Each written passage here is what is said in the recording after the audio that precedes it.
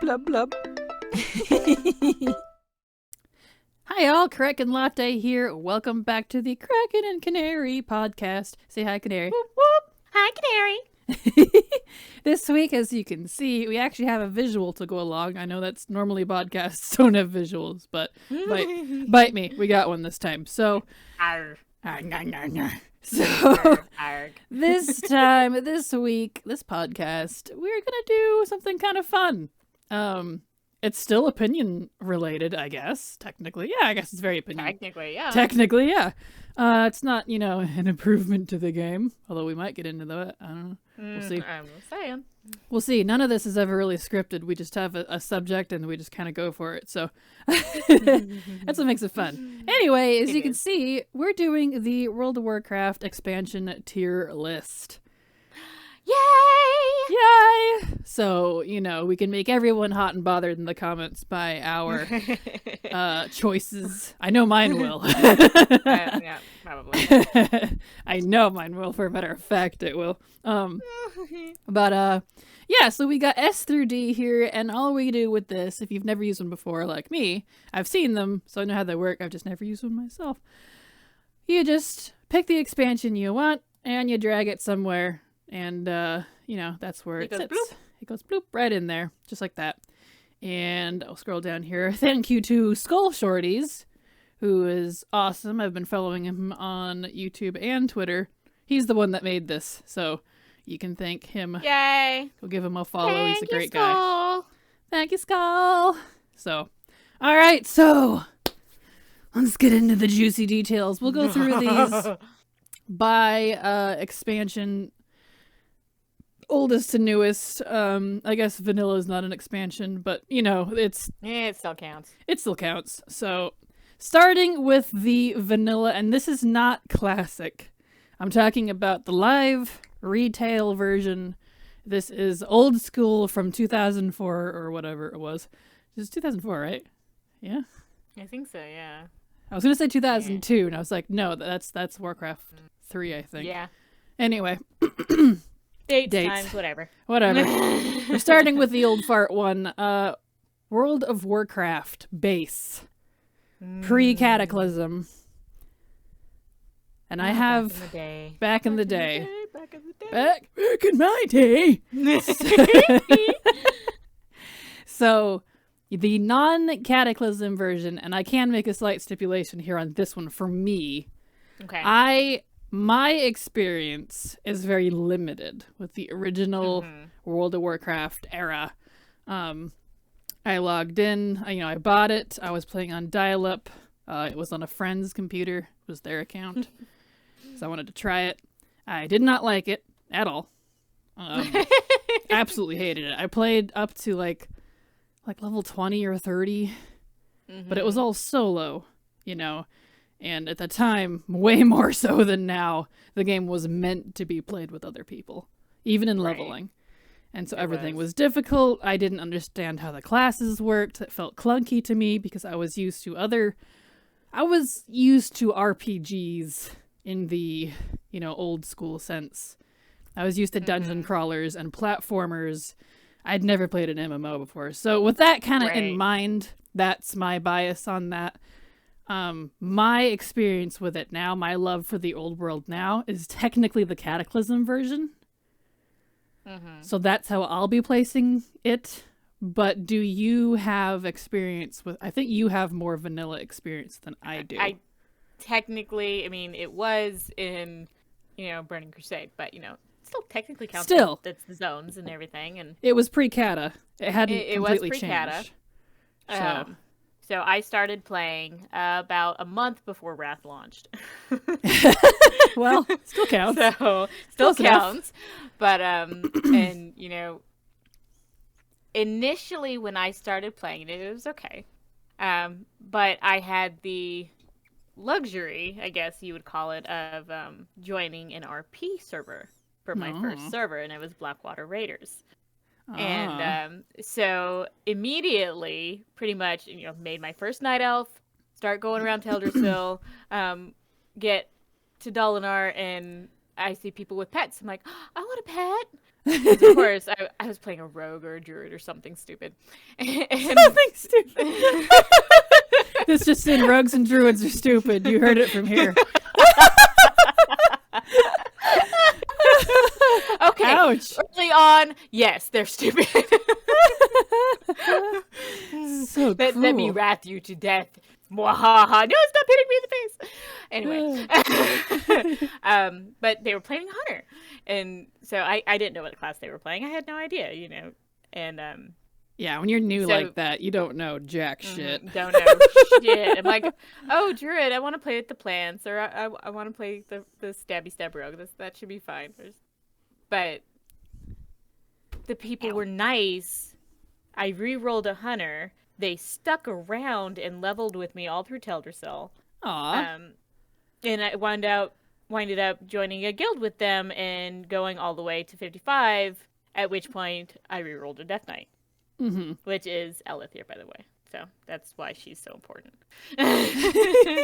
Understandable. So I had a really, really good experience. We would get together all the time. I remember actually running over to Scarlet Monastery and doing that. Mm-hmm. And so that was a lot of fun for me. I only have positive memories of all of that. But I didn't really do anything too competitive. Mm-hmm. And I love the... I know people are going to be like a little touchy on this subject, but I actually liked having to go buy my arrows. Yeah, that is kind of a cool thing. Like, on one hand, it's an inconvenience. And oh my god, it was so bad. I never had to... Yeah, I can imagine.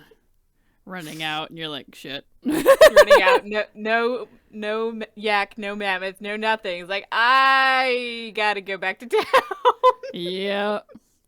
Yeah. Rip. Yeah, like on one hand, like in the MMO sense, I totally get how it's an inconvenience because you're playing with other people. Mm-hmm. But like in other games like Oblivion or Morrowind, the Elder Scrolls stuff that I was used to at the time, I liked having to keep track of my arrows and having different kinds of arrows. And the key bag was cool. I liked having to actually collect the keys, going, hey, can someone open the gate to Scarlet Monastery? I can, yeah. Yeah, that seems cool because it's like a flavor item, if you will. It makes it feel it was really more cool. RPG-ish. And it didn't take up bag space. It was a separate bag. Didn't take away from anything else. It was great.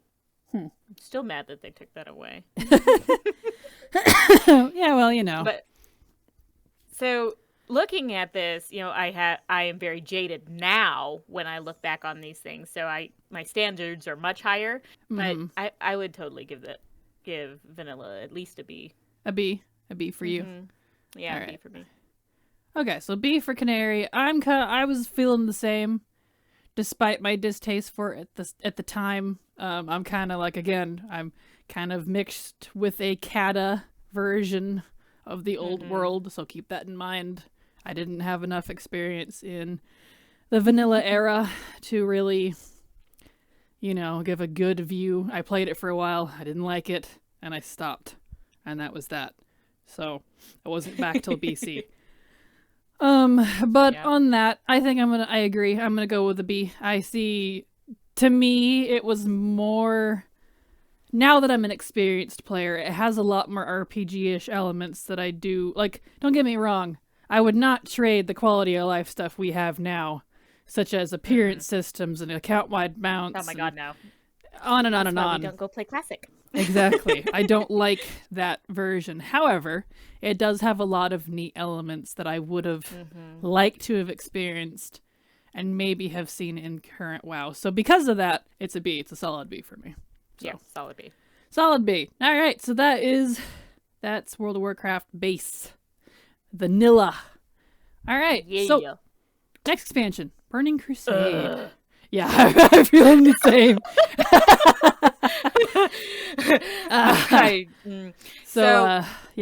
I'll let you go first this time. Okay. So, like I said, I started playing in Burning Crusade. And, leveled all the way up into Wrath that way, where you had to go and you had to do Outland. I'm just going to say that once it was no longer required, I haven't done Outland since. I feel that. I feel that. I like going back, Yep. as a maxed out character and going and doing it but everything was just so spaced out. It was just so hard to get anywhere. Mm-hmm. It was just really frustrating, and the Fel Reaver pissed me off to no end. I mean, I think it's cool now, but back then when I was playing, it was like, oh my god, I was just about to kill this thing and he squished me. Yep, I feel that. An elite that was a pain in the butt to kill, of course. Mm-hmm. If you could even kill it. Right. Good luck.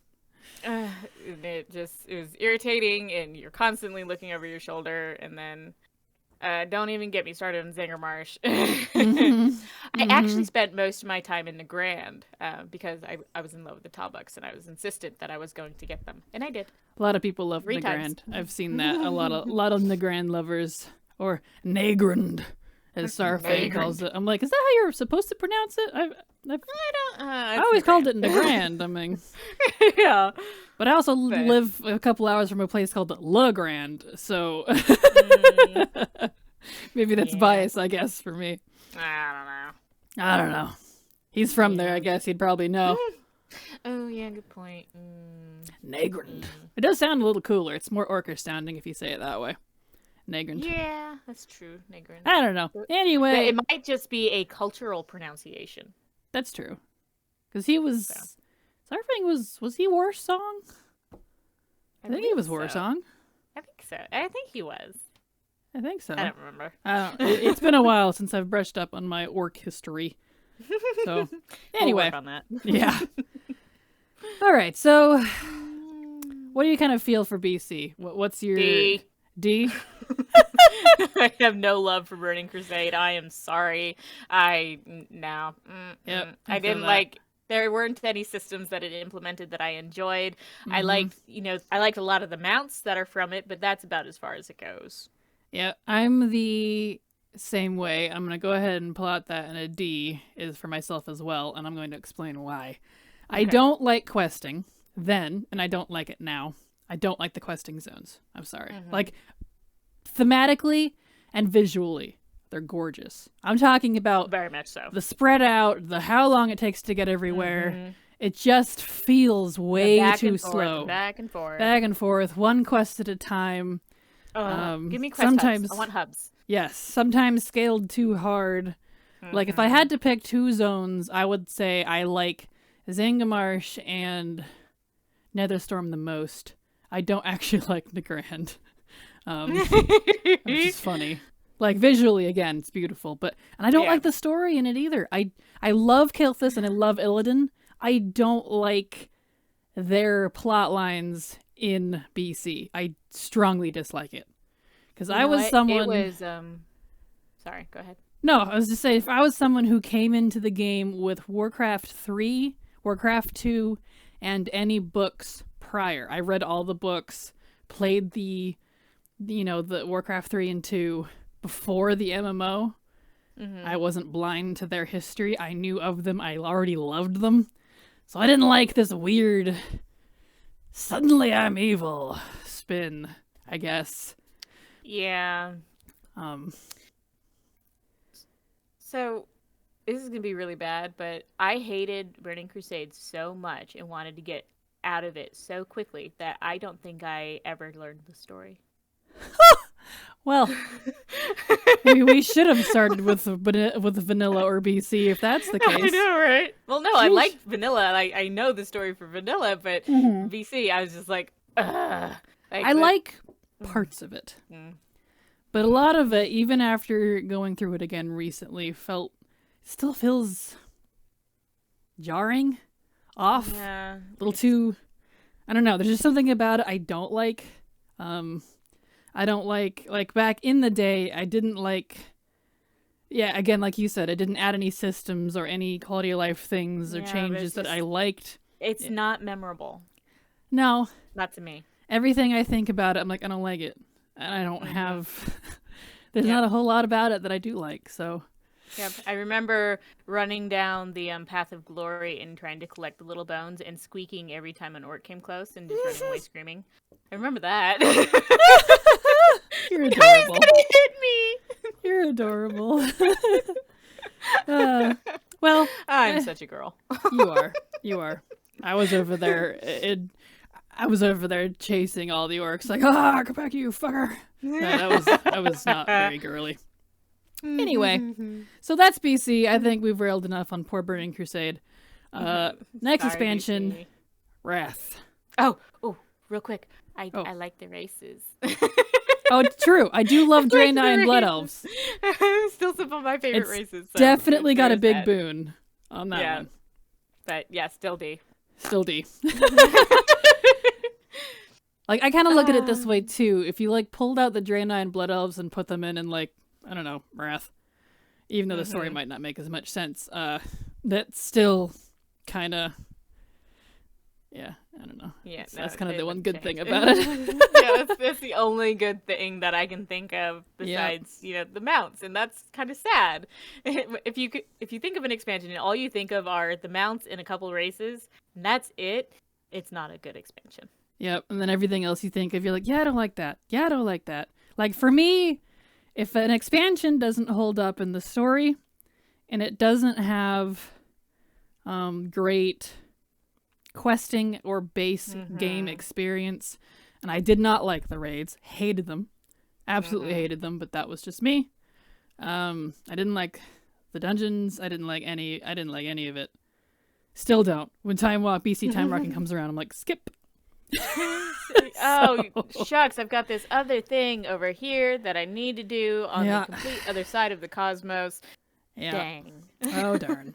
So, and yeah, that's like when I was doing my leveling testing a while back now. I was not sad that BC didn't make the ranks at all. Oh, no. Because What? it did have a few little gem nuggets, if you will, in it that I used to use that were good. If you separated out little sections. Like the Kiranvar village up in Netherstorm was really good. Right. The Temple of Tal Hamut or whatever it is, and that general Sun Blood Elf area in northern, well, I guess it's western, actually. To me, it's northern if you enter, but it's western on the map. Hellfire is good. All of Zangarmarsh was good, but it's not now.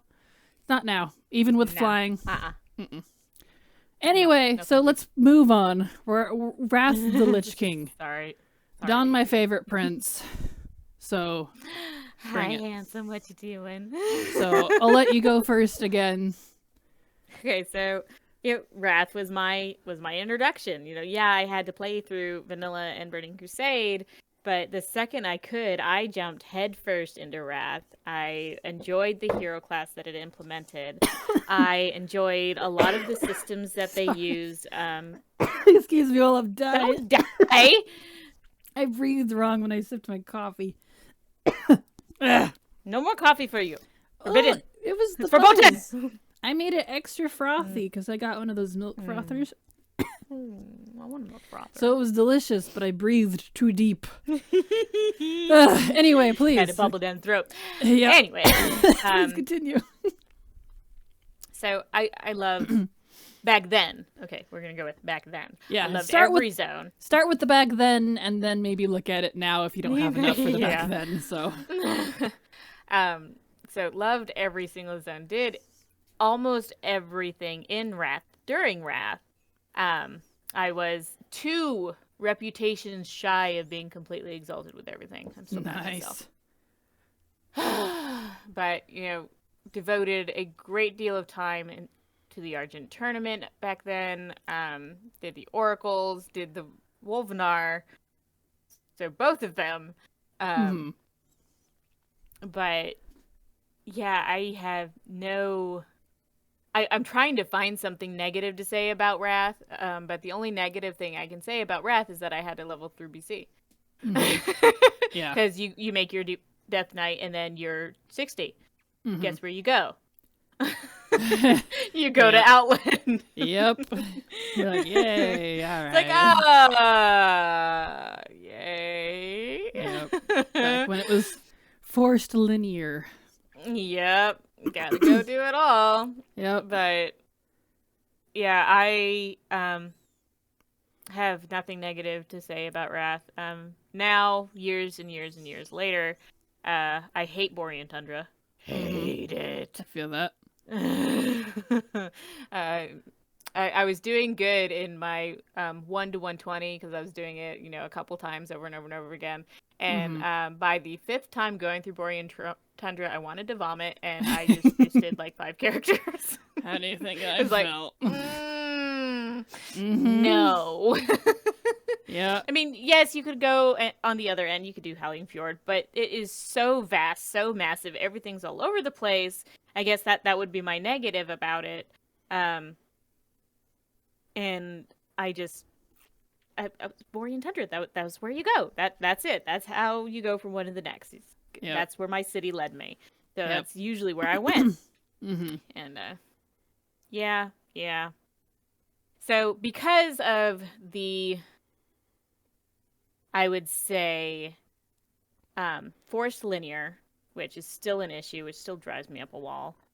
And because of the, I guess it's not even how repetitive it is. It's just something about Borean Tundra. I'm sick of it. Like, I cannot stand Borean Tundra to save my life. I get to the Dita quest and I'm done. Yeah. I don't want to. Nah. Well, you sure, beyond Borean Tundra, have a big love for the rest of the expansion, though. It is such a beautiful expansion. I raided religiously during that expansion. I still go back and do all of that old content on several different characters. So it's just, I would give Wrath a solid A. I called it. I've been I guessed Wrath on that one. I knew you'd go for an A for that one. It's Nice. One of my favorites. All right, well, my turn. This is where we're going to disagree. I'm putting it in a solid C. I did not enjoy Wrath. I love the lore, the story. The zones are beautiful. I hated questing there. Again. Did not like questing there. It was the same feeling for me as BC for questing. It's long. It's repetitive. That's fair. The zones are beautiful, but I don't really care for a lot of what's going on in the zones themselves. The transmog is gorgeous, just like it really is from BC. All the collectibles are wonderful. Again, I was not a fan of, the original vanilla or BC, but when Wrath came out, I won't lie, I'm an Arthas diehard. Okay, I love him and his backstory. I love the Norse theming with the Vrykul and the Titans and the Keepers, all that stuff. Love it. I love the hell out of it. But the actual physical gameplay, I did not like the raids. I did not like the zones questing there. Even now, I avoid it. I am so glad that we no longer have to go back to Borean Tundra. Like, the only zone I actually kind of like, and it's just because it's short, is Sholazar Basin. Yeah. That's fair. From a questing standpoint, I don't like it. From a story standpoint, it's beautiful. I love the whole thing. I love Arthas. I love Lord Duran. I love the Lich King. I have Christy Golden's The Rise of the Lich King or something book. It's been a while since I've read it, but I read it when it came out. I read it like 4 times. That book is so crumpled because I've read it so much, and I cried every time. Aww. Best book ever. 10/10 recommend. So I love everything behind it. And because of that, it's a C. But physically playing it, the game itself attached from that, it would be a D if it didn't have that story. I didn't enjoy it. I didn't. It was another expansion that I played for a good few months and then quit because I was like, this isn't fun. So that's a C for me. Sorry, everyone. Yeah, there are only a few expansions where I literally played throughout the entirety of the endgame content, and Wrath was one of them. Yep, Wrath. I did not make it to Argent tournament when it was current, just because I wasn't having fun, so I didn't get that far. Yeah, learning to joust was annoying, but I got it. Yeah. Now, in retrospect, I like it now. I do love the Argent tournament. I do love ICC. I like, all that stuff, which is kind of what helps it back up to a C. Like maybe a low B, a high C, if you will. Like nowadays, I do like the expansion, but I like the end game stuff. And I'm wondering, like, if I had managed to stick it out and actually found friends, people that I liked back in Wrath, which I didn't have. I was right here, man. We didn't know each other. That was way before. I was around. Yeah, well, we didn't know each other. I was on a completely different server than you. Yeah, true. But yeah, if I'd stuck around for endgame, I might feel better about it, because nowadays I do love it.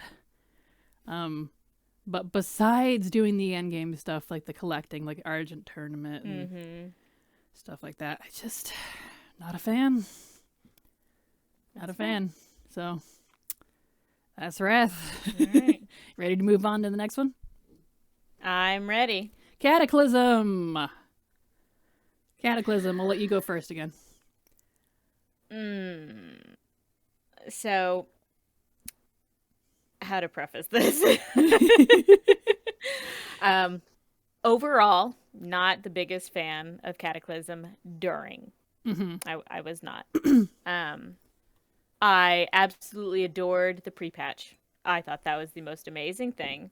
But it was really the only pre-patch that I actually saw, because I was leveling through the Wrath one. Like, I wasn't in any of the main areas ever. So it was like, what's going on? What happened? There's a thing? Yeah. What? So, but for Cataclysm, I thought it was the coolest thing having Deathwing actually fly over you, and periodically you just died in flames. That sounds like the coolest achievement ever. Yeah. I'm still a little sad that you can get it in the raid, but you know what? It's fine. Yeah. Which works out because now I have it on this new account. So You do. I do. I thought it was really cool how they completely changed the face of the world. That was pretty awesome to me. I did not really super enjoy the leveling process. I thought Vashir was the most amazing thing ever. But everything else was just like, eh. Like, I didn't really feel, Mount Hyjal. I didn't really enjoy Deep Home. I mean, beautiful zones, don't get me wrong. But there wasn't really anything that it added to appeal. Like, Vashir was the only thing, the real add, which was new and unique and just amazing for me. But, yeah, even now, like, as beautiful as they are, I love Vashir, and that's about it. Rip. Sorry, Kata. So what would you put it at? I'd give it a C. It's still better than Burning Crusade. Very true. Poor Cataclysm. Sorry, Kata. Love you, Deathwing. Not so much anything else. Once Deathwing went away, I was like, aw. I got to 95 and stopped playing. Or 90, whatever it was. Poor Cataclysm. Because this is where you and I, once again, are disagreeing. Yep. Cataclysm is a solid A for me. I love the Cataclysm zones. I love questing there. I'm mad that you have to wait until 30 now to go there. I was so excited for that change, and it was not the change I wanted. When, they did the squish and you could go anywhere, almost anywhere at 10.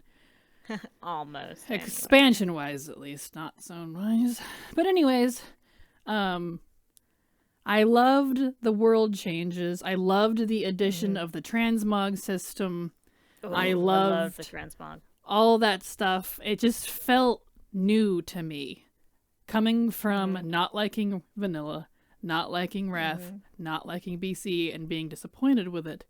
After being such a avid Warcraft universe lore nerd. Like, I RP'd Warcraft. Even back then with the friends I had at the time, outside of the game. Because I loved this universe so much. Mm-hmm. So Cataclysm was like a fresh coat of paint for me, and I stayed in it the longest. And I actually got to see more of the raid because I wasn't being drug along as a carry and then being kicked and ridiculed for not knowing what I was doing. LFR, as much as we knock on it, was added with Dragon Soul. The very first LFR was Dragon Soul. It was a nightmare, but I liked it because it was more accessibility for someone who repeatedly did not have good experiences with guilds like I did. So because of that, I liked that accessibility because now I could see the whole raid. I felt a part of it. You know, it's going to sound cheesy, but I felt a little included. So I was like, hey! And I don't have to know these people, even if they are over there eating each other's hearts out, trying to do this fight. You know, Tank, what are you doing? Stupid healers, do something. And I'm over there staring off the side like, it's so pretty here. Have you guys seen this? And they're like, focus on the fucking fight. And dragons. I'm a big dragon fan, and I knew in advance of Deathwing's lore. I knew he was Neltharion. I knew he was one of the 5. I knew the old gods had made him go nuts. I loved all of that. I loved the changes to the zones, and even now, currently, I love the vanilla zones because they're not classic vanilla, they're Cata vanilla. And I like, personally, that version better. Just because, like, I might have liked the old world more if I had more experience with it and more understanding of how the game functioned. But I think a big part of it was I didn't understand how the game worked. No one would explain it to me. I didn't understand MMOs. It was different. And that's why I didn't like it, I think. But nothing new about that now. It seems like we had the our Wrath and Cataclysm experiences are flip-flop for each other. Yeah, it looks like it, yeah. Because I stopped playing probably in the first week of Cataclysm because I got to the end too quickly. I was done. I'm like, okay. And there was nothing new. I'm like, what am I supposed to do now? So I just stopped playing, and I never got to the LFR. I never got to any of that stuff. So that's interesting. Yeah, that is actually. Well, for me, like, I just think, I don't know. I just really love Cataclysm, and every time I go back there, I'm just thrilled to be there the whole time. Molten Front is one of my favorite, absolute top tier favorite endgame zone stuff.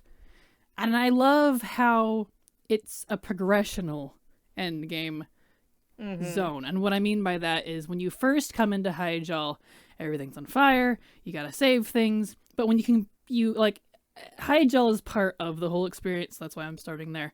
You gotta fight everything back, you get to the Sanctuary in Malorn, you know, it's all beat up, and then they summon Malorn, and then it changes your phase into a new, they've rebuilt it, they've got it back together, Malorn is there, in the spirit flesh, and I was like, ah! Because I'm a big, you know, like, druid night elf nerd, so seeing him in game when I'd only ever read about him, I was like, like my first experience, I was so excited. I was like, Buffy, he's right there! How are you so calm? So that was me.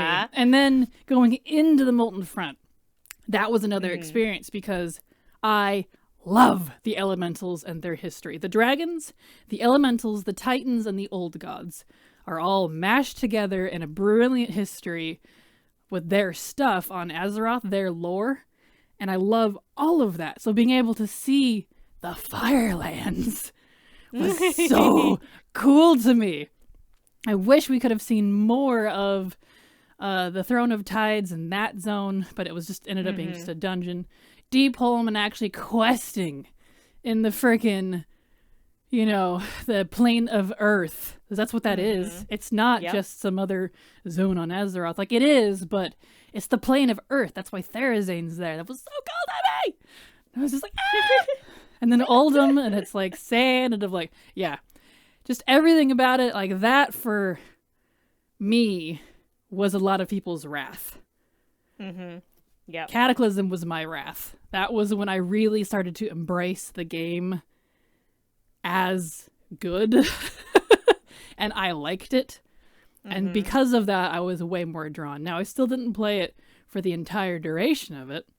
Right. Because when the next expansion was announced, I was mad. And I quit. So, yeah, I was that person. I know. I know. Quit. I quit, deleted all my characters, uninstalled. Yep. Oh, and I did this every expansion. So when I say, yeah, I had characters I leveled to X, I can't prove it. I don't have them anymore. And I'm like, but anyway. Why, old me? Why? Why was I dumb? Anyway, so yeah, Cata, top. It's an A for me. It would have been an S if there was more to it, but it was really short. It was really short. And if it had more than just, like, Molten Front and stuff to keep me entertained, I probably would have stuck around a little longer. Yeah. But it was really short. And I think because of that, it's only an A. But for me, it's an A. So, enough of that. I have to say, I do remember standing at the Flight Master at fucking midnight. Mm-hmm. And scrambling to get logged back in and having to deal with all the people standing there to get my Azerothian flying. True. Yeah, that's right. That's when they introduced Azerothian flying, wasn't it? Because in BC and Wrath, it was only in those specific zones, wasn't it? It was cold weather flying and then outland flying. That's right. And then they finally came out with the Azerothian. I was like, ooh! So yeah, totally one of those midnight people standing on top of the Flight Master. Midnight releases, woo! Yeah, that was cool to me. That was cool. That's cool. But I think that's enough on Cata. Let's move on to the next expansion. Let's not. I know. Mists of Pandaria. Yay. Now, it's funny. I will say this before we both give our own opinions. When I played in Mists of Pandaria, and I did play and stay for the entire duration, Mists Plus, I have never stopped playing. I've never taken a break from it. And that's probably going to continue to be that way now. But I say that because during it and being in it, everybody and their grandma hated the expansion with a raw passion. Everywhere I looked on social media, everywhere I looked in the game, everyone I talked to in real life hated it. It was a Kung Fu Panda knockoff, and the lore was bad, and the raids were bad, and on and on and on and on. And now, I think it's funny because now I began to see this trend, and I began to learn I could not take other people's opinions. Because now, everyone says Mists of Pandaria was the best expansion. Everywhere I look. And I'm like, granted, some of those people might be genuine. They believe that, and back in the day, they also believed that. I get that. I'm one of those people with others' expansions. But I mean generalizing here. They're like, it was so great. The story with Garrosh was wonderful, and the dailies were the best. And I'm like, what? What? Okay, anyway, so with that in mind, I just wanted to say that's kind of funny to me, because that's when that seems to have started. Yeah. Is with MOP. That everybody hated it, and 10 years later, everyone loved it. Thing. So, anyway, I'll let you go first again. How do you feel? So, I feel very similarly about the next two expansions, actually.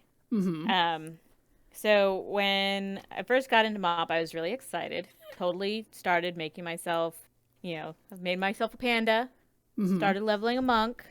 I like that you actually had to grab the flame from the guy's hand instead of it just appearing. Yeah, they changed that. Like, I don't remember when. Really irritated that they changed that. Like, it makes no sense. Why would you change that? That was cool. Like, you actually have to grab the fire. You actually have to carry it. And I think it went out if you went too fast. That feels right. That feels familiar, yeah. Right? I kind of forgot about that. And that might be probably part of the reason, because people complained. And, if you had someone who whooshed past you and piss you off. Yep. And then, of course, all the people standing on top of the stupid thing you had to burn. And you had to wait because only one person can do it, and it disappeared for everyone. I remember that. I remember being annoyed about that because... That was so irritating. Yep. But I did love my panda. I leveled a good ways, but I struggled with this expansion and the following one, where all my friends, and we've talked about this before, they were endgamers. Mm-hmm.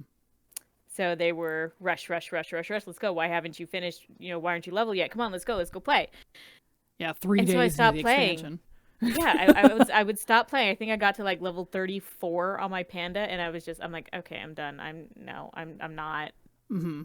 And then like halfway through the expansion, they convinced me to come back, so I made a priest, and it was super squishy compared to the male wearers that I had been playing previously. So I had one mage. Okay, yeah, we'll go with that. I had one, but I didn't really play her very much, and I played hunters, shamans, and death knights. Mm-hmm. Those are my characters. So I make a priest in MOP and get my face handed to me repeatedly. Oh no. And they're like, what? Shadow's the best. You should be fine. No, I'm not fine. Of course, I boosted it because they were pressuring me. So there's that too. I didn't know how to play it. So I had a shitty experience in MOP, and I stopped playing again, which is a recurrent thing until I found some actually decent friends, and will probably never stop playing at this point. Yeah. Thank you, Kraken Latte. Well, you're welcome. Guilty Mary.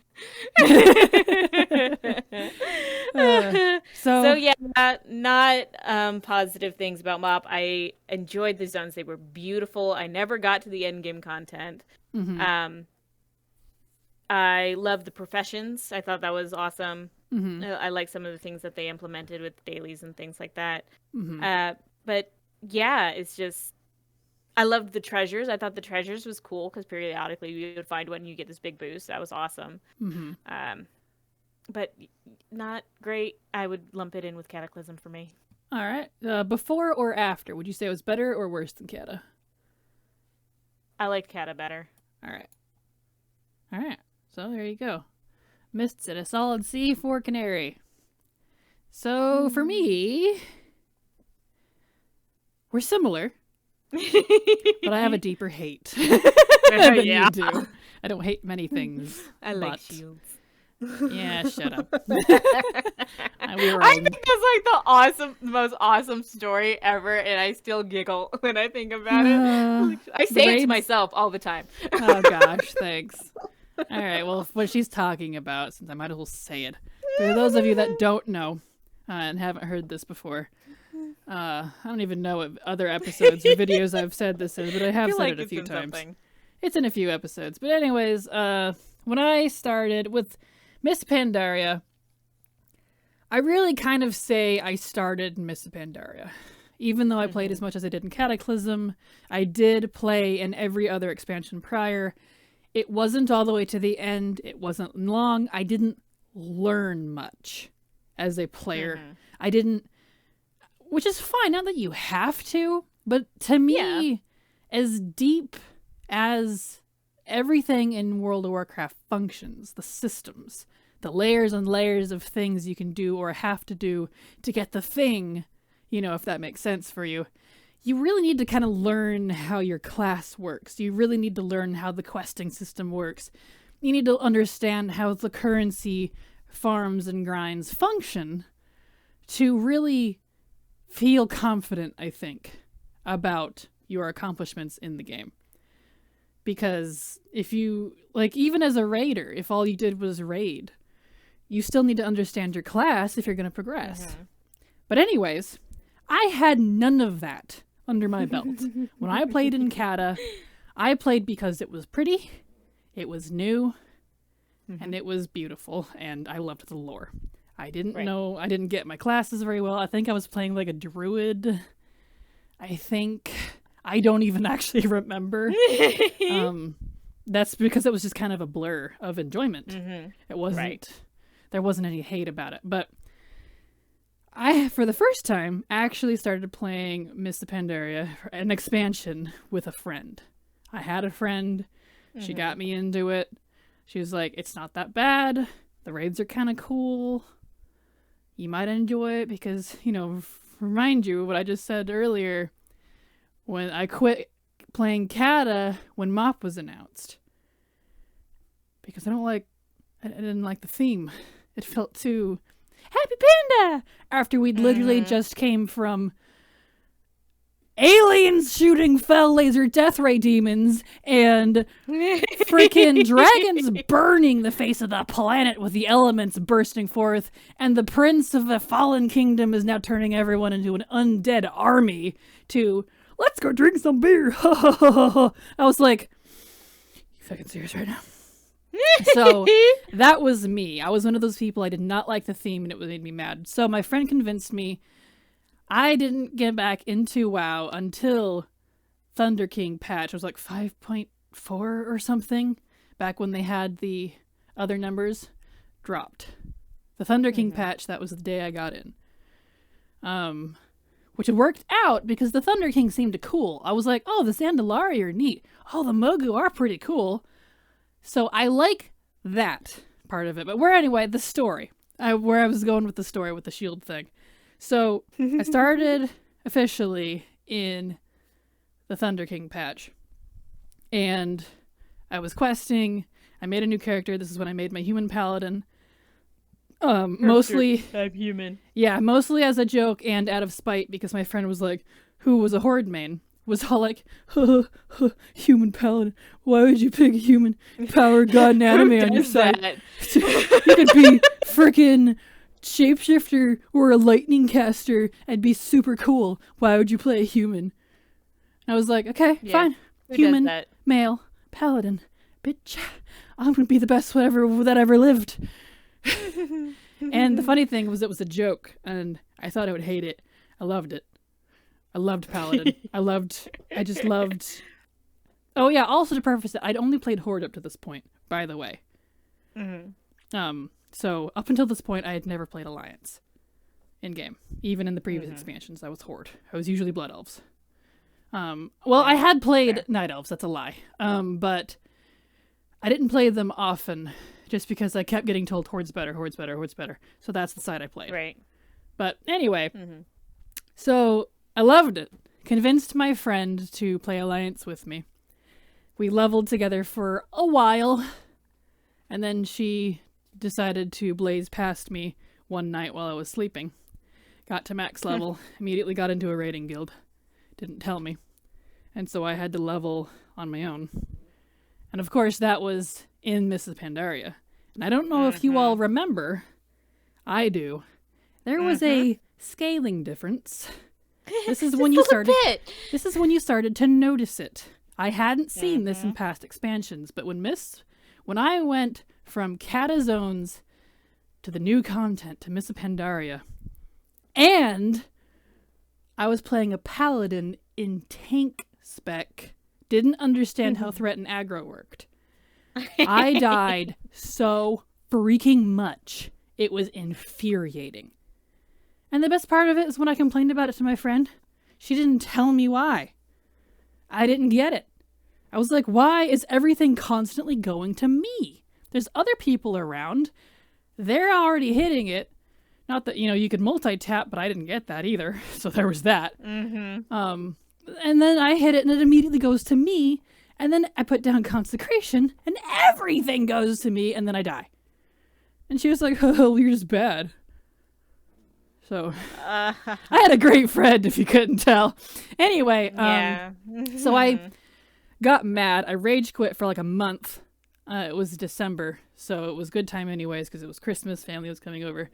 And then in January, my friend's like, look, we need a tank for the raid. Would you hurry up and level? I've been kind of waiting on you, even though she didn't tell me that. So I hurry up and got to 90 because that was the cap at the time. First cap ever, by the way, except for the one I had in Cata, but that was deleted. So yeah. Got to 90, got into the raid. They didn't question it. She was a healer. I think she's playing a shaman, I think. Maybe a druid, I don't remember. And they needed a off tank. Because, in a raid you have 2 tanks. Their off tank apparently had quit. And they didn't have anyone else that could replace him. So, Paladin was quote-unquote meta at the time. I didn't know what that meant either. So they took me without questioning me. And we were in Throne of Thunder. Good raid, by the way. I do like that raid. Mm-hmm. And we got all the way up to Darumu, the maze boss, before we repeatedly wiped over and over and over.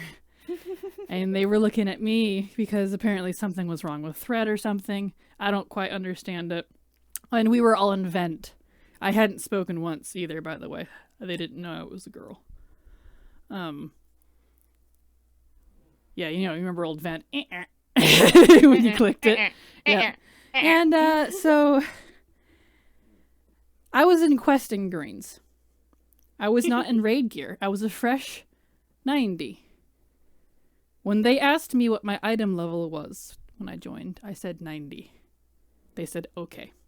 That must have been good. I don't know. I don't know what it was. And it was, kind of not exactly a problem up until that boss. And they inspected me. And they were like, you're in quest greens. I was like, what's that mean? They said, your gear.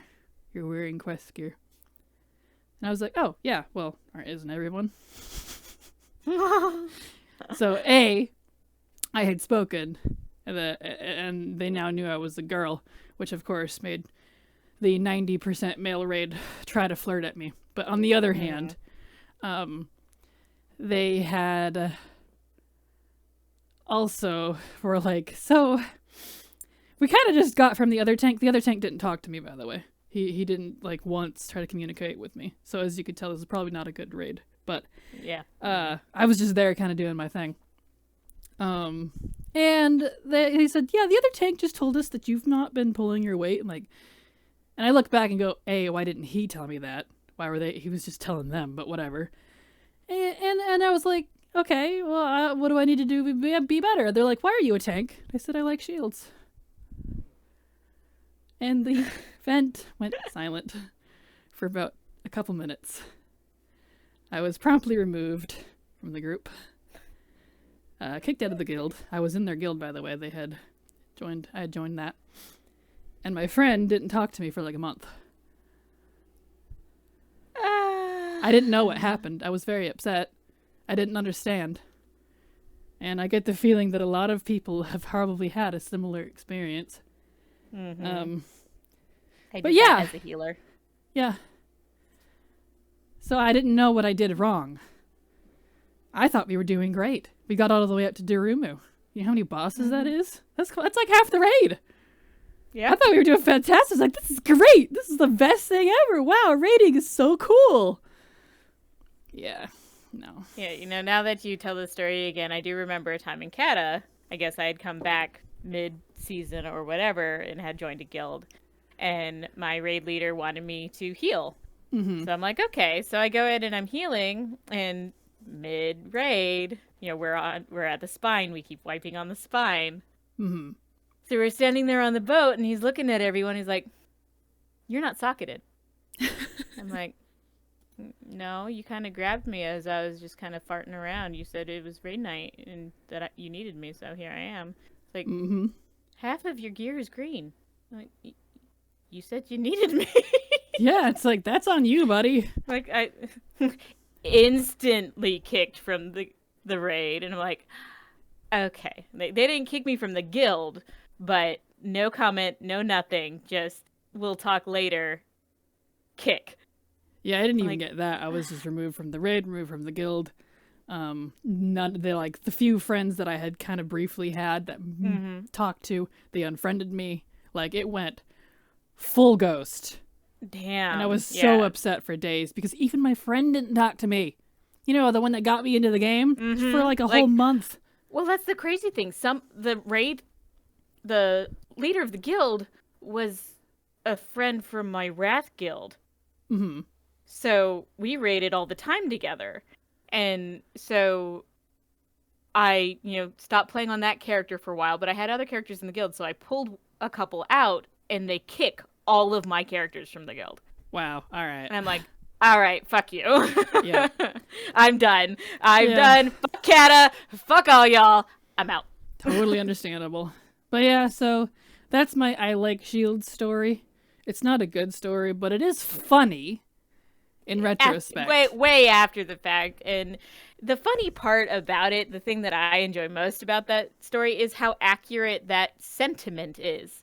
I like leveling and maining a prot paladin. Why? Because I really like using the shield. Yeah, I like shields. I like the shield. That's why I chose the tank spec. I didn't know it was different. You don't have tank DPS and heals in Oblivion. You don't have that in Mario. You don't have that. I didn't understand what that was. And this is what really infuriates me is time and time again when I said something, no one ever explained it to me. I learned by looking up stuff on Icy Veins on my own account. And after I learned all this stuff, I was furious. Not once had anyone ever said, even when I asked what it was, what was going on. They just either assumed or just didn't want to deal with it. So that just kind of, that irks me even to this day. I'm like, that's how asinine you have to be. You know, really. But, you know, despite all of those negative experiences, and as much as I think that just the comment is so hilarious, I would have laughed my ass off. Well, but we still both main consistently Prot Pally. Yeah, Prot Pally is still my main. That same character that went through that experience, the physically the same character, is still my main, even right now. Probably always will be. So, and don't take this story as why I'm hating on Mop. That's not why. I actually loved Throne of Thunder, and I still do. It's one of my favorite raids in the game. I love the Mogu. I love, you know, the Zandalari theme and all of that sort of stuff. The necromancy. And you finally got them. And we did. I always said on the raid, I was like, man, if we ever get Zandalari as playable, I'll play them. And everyone was all like, that's funny. So we'll never get those. And look what we got. Anyway. So that's my I like shield story. Has nothing to do with why I do or don't like shields. Mop. But I was very innocent and naive, unfortunately. And she likes shields. And I like shields. So anyway, I love you too. Back to the topic at hand.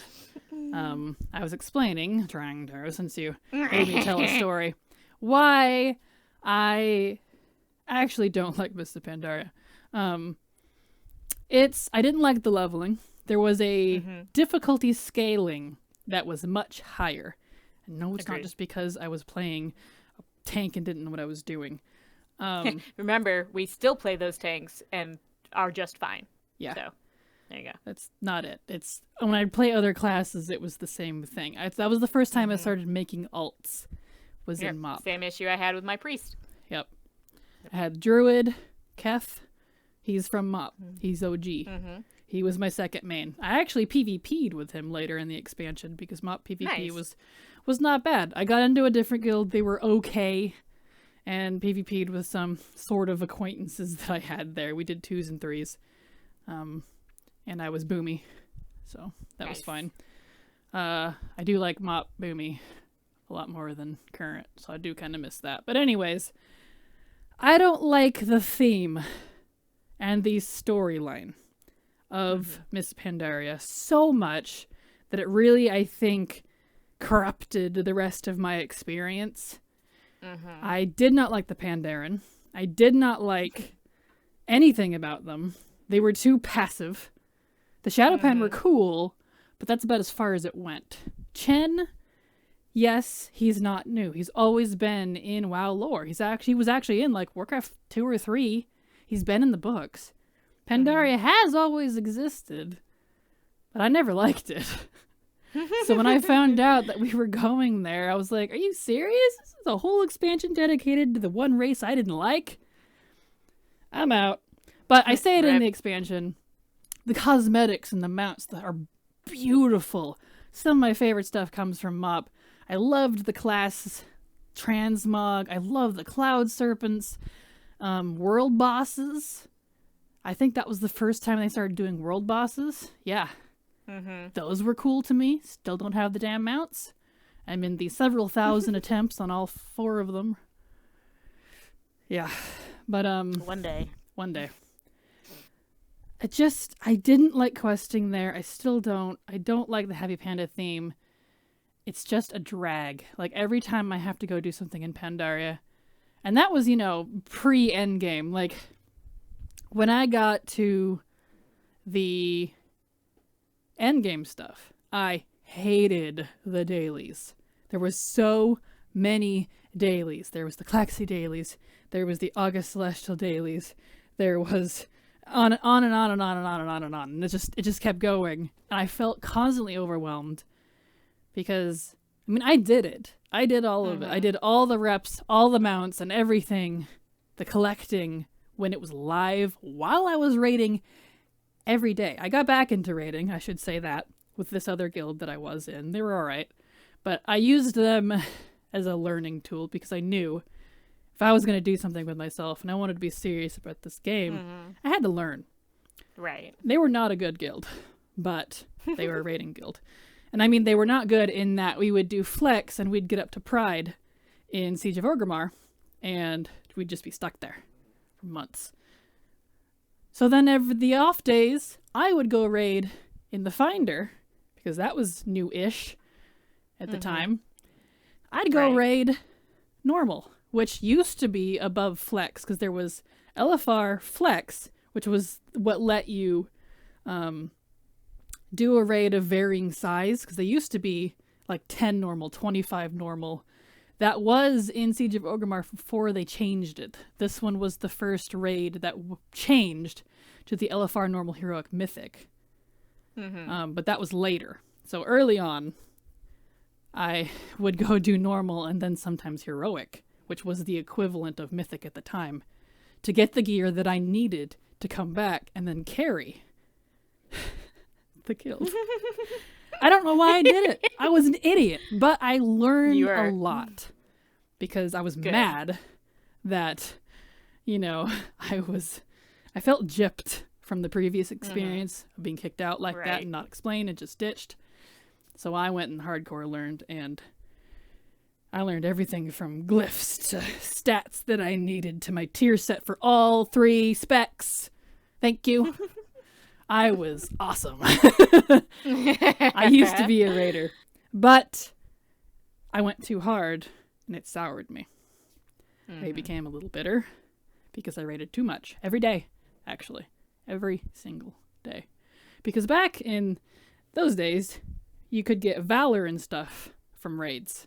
Right. And you could use that to upgrade. I don't remember if it was used to... what was that system? I hated it, but what was that system where you had to change the stats on your gear? What was that called?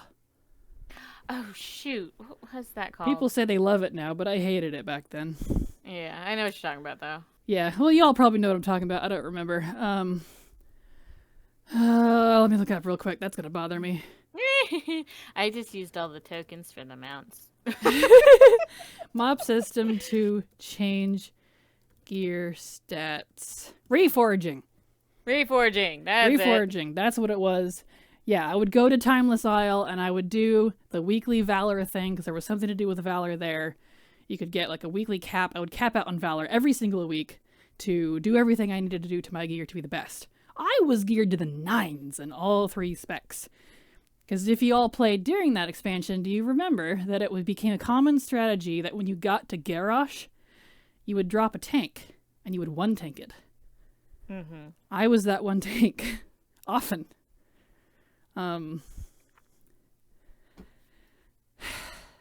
But I went too hard. It soured me, and I think that partly that just added to my dislike for the expansion. Yeah. Like, I get it. That's on me. But for me, MOP was a whirlwind of high learning curve to misunderstandings to the scaling to the classes. Just it was too much. On top of already not liking the theming, I didn't like the story. I don't like Chen. I don't like his sister cousin thing, whatever she is. I just don't. It just annoys the crap out of me, which is funny because Monk, on the other hand, is one of my favorite classes in the game. And I wish I had played it in MoP. Because it's one of my top 3. Hunter, Monk, and Mage are my top 3 classes. Yes, I know I mean a Paladin. Bite me. If I'm not mistaken, I think they were pretty broken in MoP too. They were, from what I've been told and people that I'd talked to. They were pretty OP.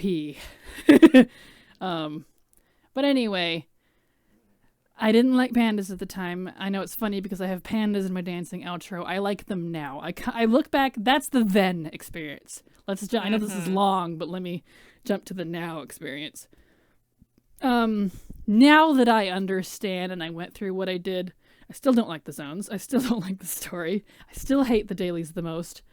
But I did like some of the endgame. I loved Isle of Thunder. That's one of my other favorite endgame zones. I love the Throne of Thunder raid, despite the bad experiences that I had. One of my favorites. I love Xiaohao rep. I loved the cloak quest line for the legendary. That was the first legendary I'd ever gotten. And I got it for all 3 specs. Think about that for a second. My god. Yeah. I'm a little... Yeah. I know. I was a little nuts. I went full hog at that time. And I wasn't in high school. This was 2012 to 14, I think was MoP. 14 sounds about right. Because 14, I think, is when... Let's see. When did MoP come out? Oh, 2012. Yeah. I was right. There you go. And then WoD came out in 14. Okay. So, yeah. That's why I remember. I was not in high school. I graduated high school in 2010. I was working a full-time job as a marketing agent for an international aviation company at the time. So I would come home working from 40 to 60 hours a week and then do this all night long. I don't know when I slept, but... Well, you don't sleep. It's a miracle that is you. You just never sleep. Yeah, that's kind of me in a nutshell. But anyway, so I don't like MoP. I liked certain things about it. I do love the legendary system. I wish we would go back to that, where it's just one long, hard quest line. But it is so rewarding at the end when you have it. Because it's an OP item. You know, it's not just some Diablo 3-esque random drop. And we'll get to that with Legion, but yeah. So anyway, I need to tier this thing. I'm actually putting it after BC. I hate it more than BC. It's a D tier. Sorry. All right. Well, we have to go back a step because I do actually think that I like Kata better than Vanilla, so it'll go B in front of Vanilla. Oh, okay. That jumped up. Yeah, well, I mean, it was a C, but I'm like, you know what? There are a lot of systems and like the the profession dailies in Stormwind that I really enjoyed, and a lot of systems. The transmog, I didn't take into consideration the transmog when I was talking about it. So as I'm sitting here mulling them over, I definitely put it in front of Vanilla. Yeah, I feel that. Yeah, that's another reason why I'd liked Kata. I had a lot of systemic stuff. Yeah. But yeah, so I hate MoP. Sorry. We'll just leave it there. Rip. It's just be glad there isn't an F tier in this list, because I would probably put it on F tier, but I resisted adding it just because it's not necessary. Because in my opinion, no matter how much you may hate an expansion, there's no such thing as a failure in World of Warcraft. Bite me. Every expansion has their ups and downs. Everyone likes certain expansions more than others. And, there's a lot of good things that MoP brought. And I'm not knocking those. I love Monk. I love the PvP that it had. I loved some of the endgame stuff. I love pandas later. I love the legendary system. Stuff like that. So right. I do miss Valor. I know we have it again, but I don't raid anymore. I wish I could use it for my gear. But I can't. It's only for Mythic Plus, apparently. So lame. But anyway, let's move on. I think we've trashed on poor MoP enough. Gonna make Chen go drink his heart out. VC was hurt. Yep. All right, so Warlords of Draenor is the next one. I'll let you go. I've done enough talking for a bit. It's your turn. So unfortunately, I don't have a lot of talking to do because I was so spoiled with my fresh new flying everywhere that I got into WoD and couldn't fly, and I was mad and I rage quit. I got to my garrison, unlocked it, and said, "Fuck this shit." All right, well, so that's the OG experience. What about your now experience? My now experience is a little different. So go on. I have completed Draenor on maybe 10 different characters, like every quest, everything done. Well, okay, everything. I don't have all the collectibles, but I've completed every quest in every zone multiple times. I enjoy I think what I like most about WoD is that it takes something that I hated and made this really cool new spin on it. I love now the garrison. I didn't at the time because I really didn't get into it. Sorry, not to interrupt you, but I forgot something I was going to say. Something else I liked about MOP. Account-wide mounts came with the start of MOP, I think. Yes! So that was 5.0, I think. That was MOP, wasn't it? I think that was... I don't remember. When did... Account-wide... Hold on, just hold your thought. I'm sorry. I don't remember what that thought was. It's already gone. Oh, I'm sorry. It's okay. Mounts come out. I just wanted to say this before I forgot again. Absolutely, no, yeah. Because this is a biggie. I feel that. 5.04, which is when most of your achievements, pets, and mounts were made account-wide. Yep. And if that's pets, that means it's MOP because MOP made pets. MOP made pets. I love the pet system. Love the account-wide mounts. That was another thing I hated. So, was not having account-wide mounts. So that was another boon that MOP brought. However, you could put that stuff on any other expansion, and I would still hate MOP for what it is. So, yep. So anyway, doesn't change. Yep. Just wanted to point that out. Yes, I am aware of account-wide mounts. That's a big reason why I play. So please continue. All right. So garrisons. I know a lot of people really hate the garrisons for some reason, but I actually really enjoy them. I think they're really cool. I like that you can customize them. I mean, obviously not as much as people want to be able to.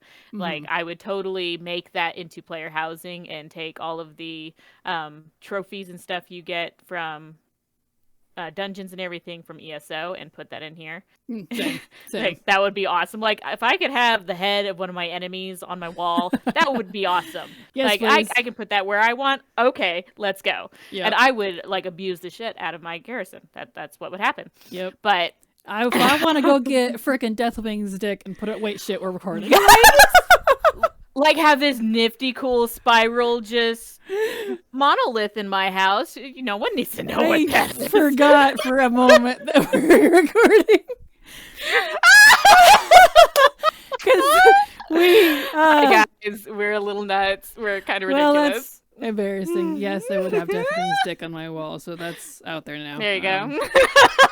Her and I have discussions like this, not when we're recording as well. So yeah, we do. Sorry, I kind of forgot. Anyway, yes, mounting your enemies. That too. Yeah, so I would absolutely, probably another subject, but take all of the player housing from ESO and lump it into my garrison and be giddy. But same.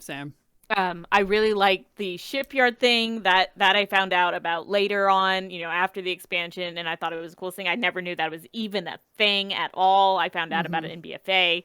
Yep. The heirlooms and trinkets and things that were with it, and I know it's probably very frustrating during the content because a lot of the things about Shadowlands people have said were frustrating, which I don't get because I didn't find them that frustrating, but I think that's really cool to make things that you wouldn't normally get. You have access to everything that you need to begin with all of your heirlooms and things. But here's some extra stuff. Like, that's cool to me. Like, I love that there was some heirloom drops in WoD. God, what was it? The axe or something? There was something off of one of the bosses that was from Mop. Was it Mop? Heirloom weapons, which I unfortunately have like 2, because when they added those weren't out initially. When those came later, when they had changed the raid for Siege of Orgrimmar from flex to 10 and 10 normal, 25 normal 2, they changed to LFR normal heroic mythic, with mythic being the only one to keep a 20 man, and normal and heroic could be flex, which means you could have varying amounts of people. I had slowed down on my rating because it was at the very end. It was like the last few months or something that they had added that. My guild had disbanded. I didn't get to finish challenge mode. We were almost done. We only had like 2 or 3 dungeons left and they quit. Didn't get my phoenixes. Still mad. Anyway, the weapons, heirloom weapons came from Garrosh specifically. Later, way late in that expansion. And then the heirlooms from WoD were trinkets. And those came from the new mythic dungeon system. I have all those. Okay. Yeah, I had one of the mop ones because my brother was the hardcore obnoxious piece of shit that kept pressuring me to play, and I was like, nope, I'm done.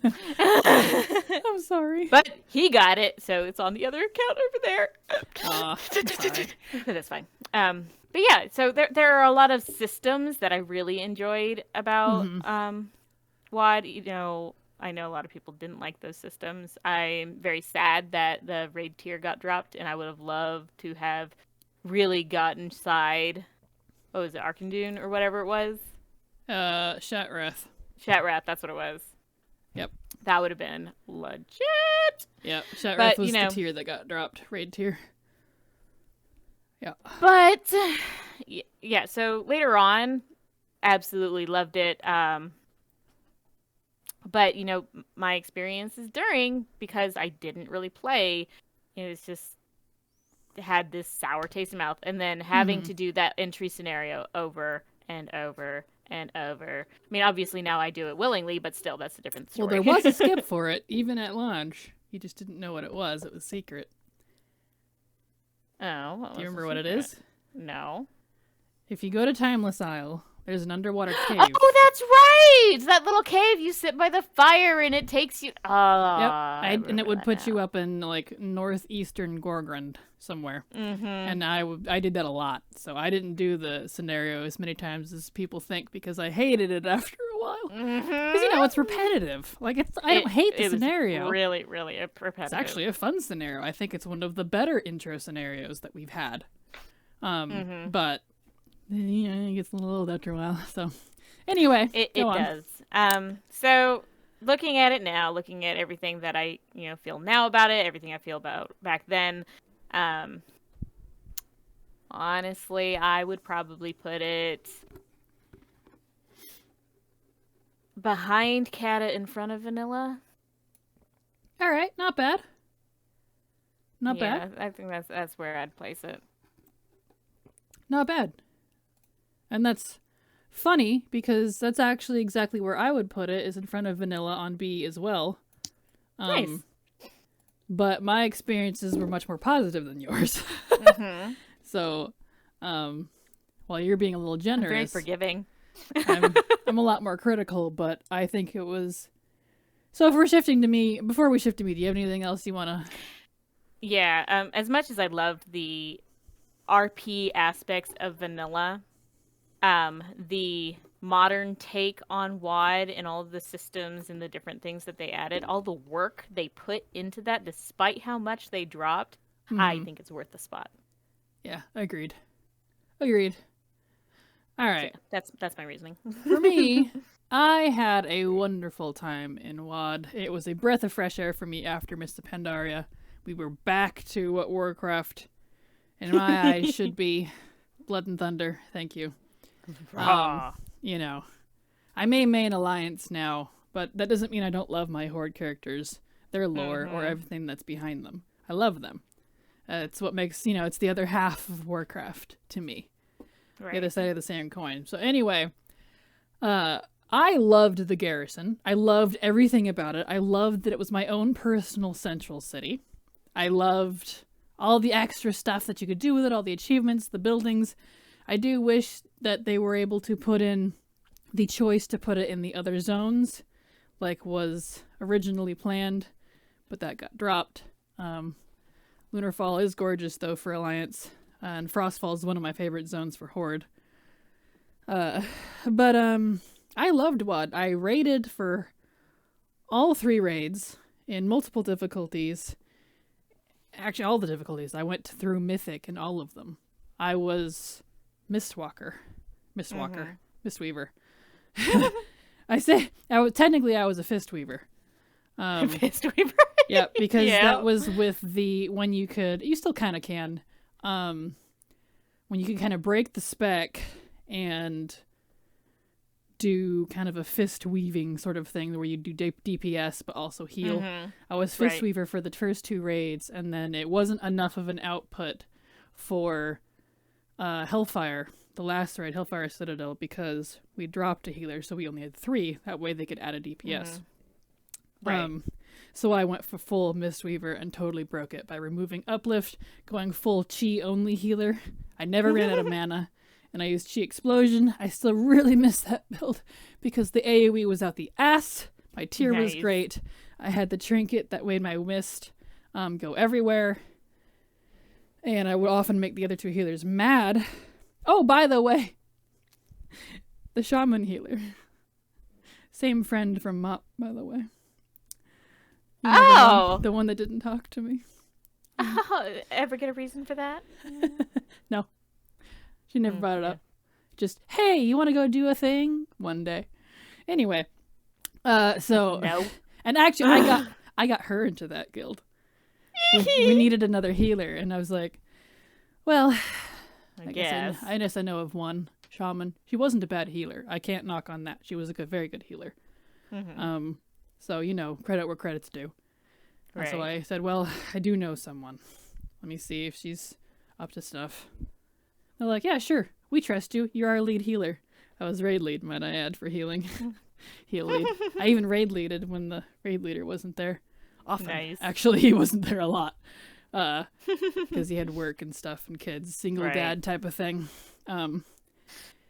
Anywho, I had a fantastic time in WoD. I loved the story. I mean, the zone stories are some of the best, I think, well done in the game on a zone questing story experience. Because they're really involving. And I was not a super, super hard into Horde fan. Like, I love the Horde, but Frostfire, I cried at the end of that. If you've never done it, I'm not going to give spoils. Because you will be shocked and you will cry if you have any heart about you. So, yeah. Frostfire Ridge. Hard. A fantastic storyline. I just loved all of it. Even though I don't like Urel, I think she's a bitch. Even when it was live. Nazi. If you actually read through what she says and how she says it, she's so spiteful. But anyway. And her progression was just not well, good. Like, that was the thing but again, on her. They dropped a whole bunch of stuff, too. They dropped the Shatrath tier where she was supposed to star in. And because they dropped her middle arc, that might be why I partly don't like her very much. Because she became a Mary Sue for me. In writing terms, that's when you suddenly get your power and there's no explanation. I mean, like, yes, I know Velen passed Prophet to her in the Shadow Moon zone, but I'm just like, she's not deserving of it. And Maraud. And the personality flip was just weird. Yeah, she got really, like, high and mighty after she became that. Like, before she became Prophet, she wasn't so bad. I didn't mind her. Sweet. But then when she suddenly became Prophet, she was like, I'm top bitch now. And I'm like, I didn't say that, but that was just how it came across. Very much so. I think the Shatrath tier was supposed to be with her because Maraud, who I liked way more than her, sacrificed himself. He died to make sure she lived. And that's in Talador. I think that's when she was supposed to lead the raid to take back Shatrath. Yeah, that would make but sense. That That's didn't. a good place for it. Yeah, but that didn't make it into the game. That got cut, and that was her middle arc. Rip Ray D tier. Yeah, exactly. That tombstone in your garrison. There is one, so. But anyways, I had a fantastic time in WoD. I raided the whole time. I loved it. I was in a great guild the whole time. They disbanded at the end of WoD because of some guild drama with another guild because the guild leader and the raid leader were two different people. The guild lead, she was an absolute bitch and never showed up to anything.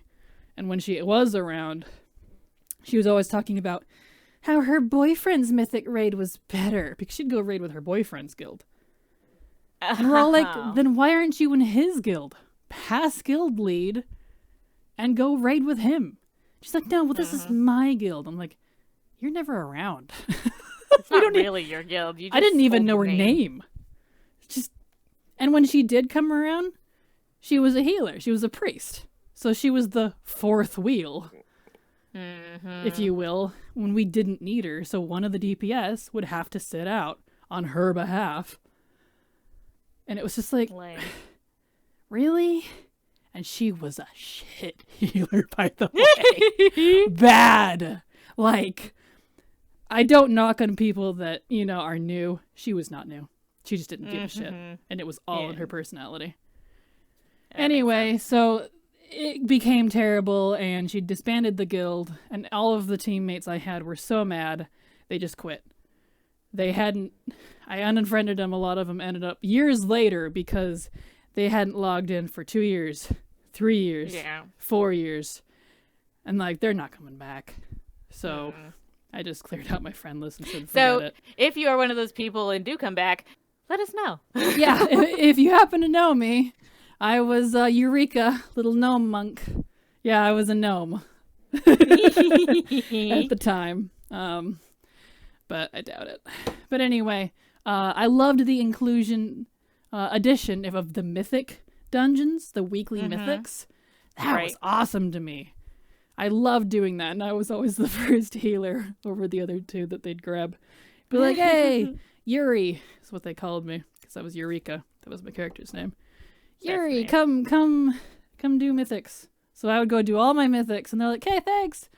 And the other two healers always kind of got hind tit. It was pretty funny. But, anyway. Sorry, not sorry. Sorry, not sorry. I loved everything about WoD. The only thing was too much cut content.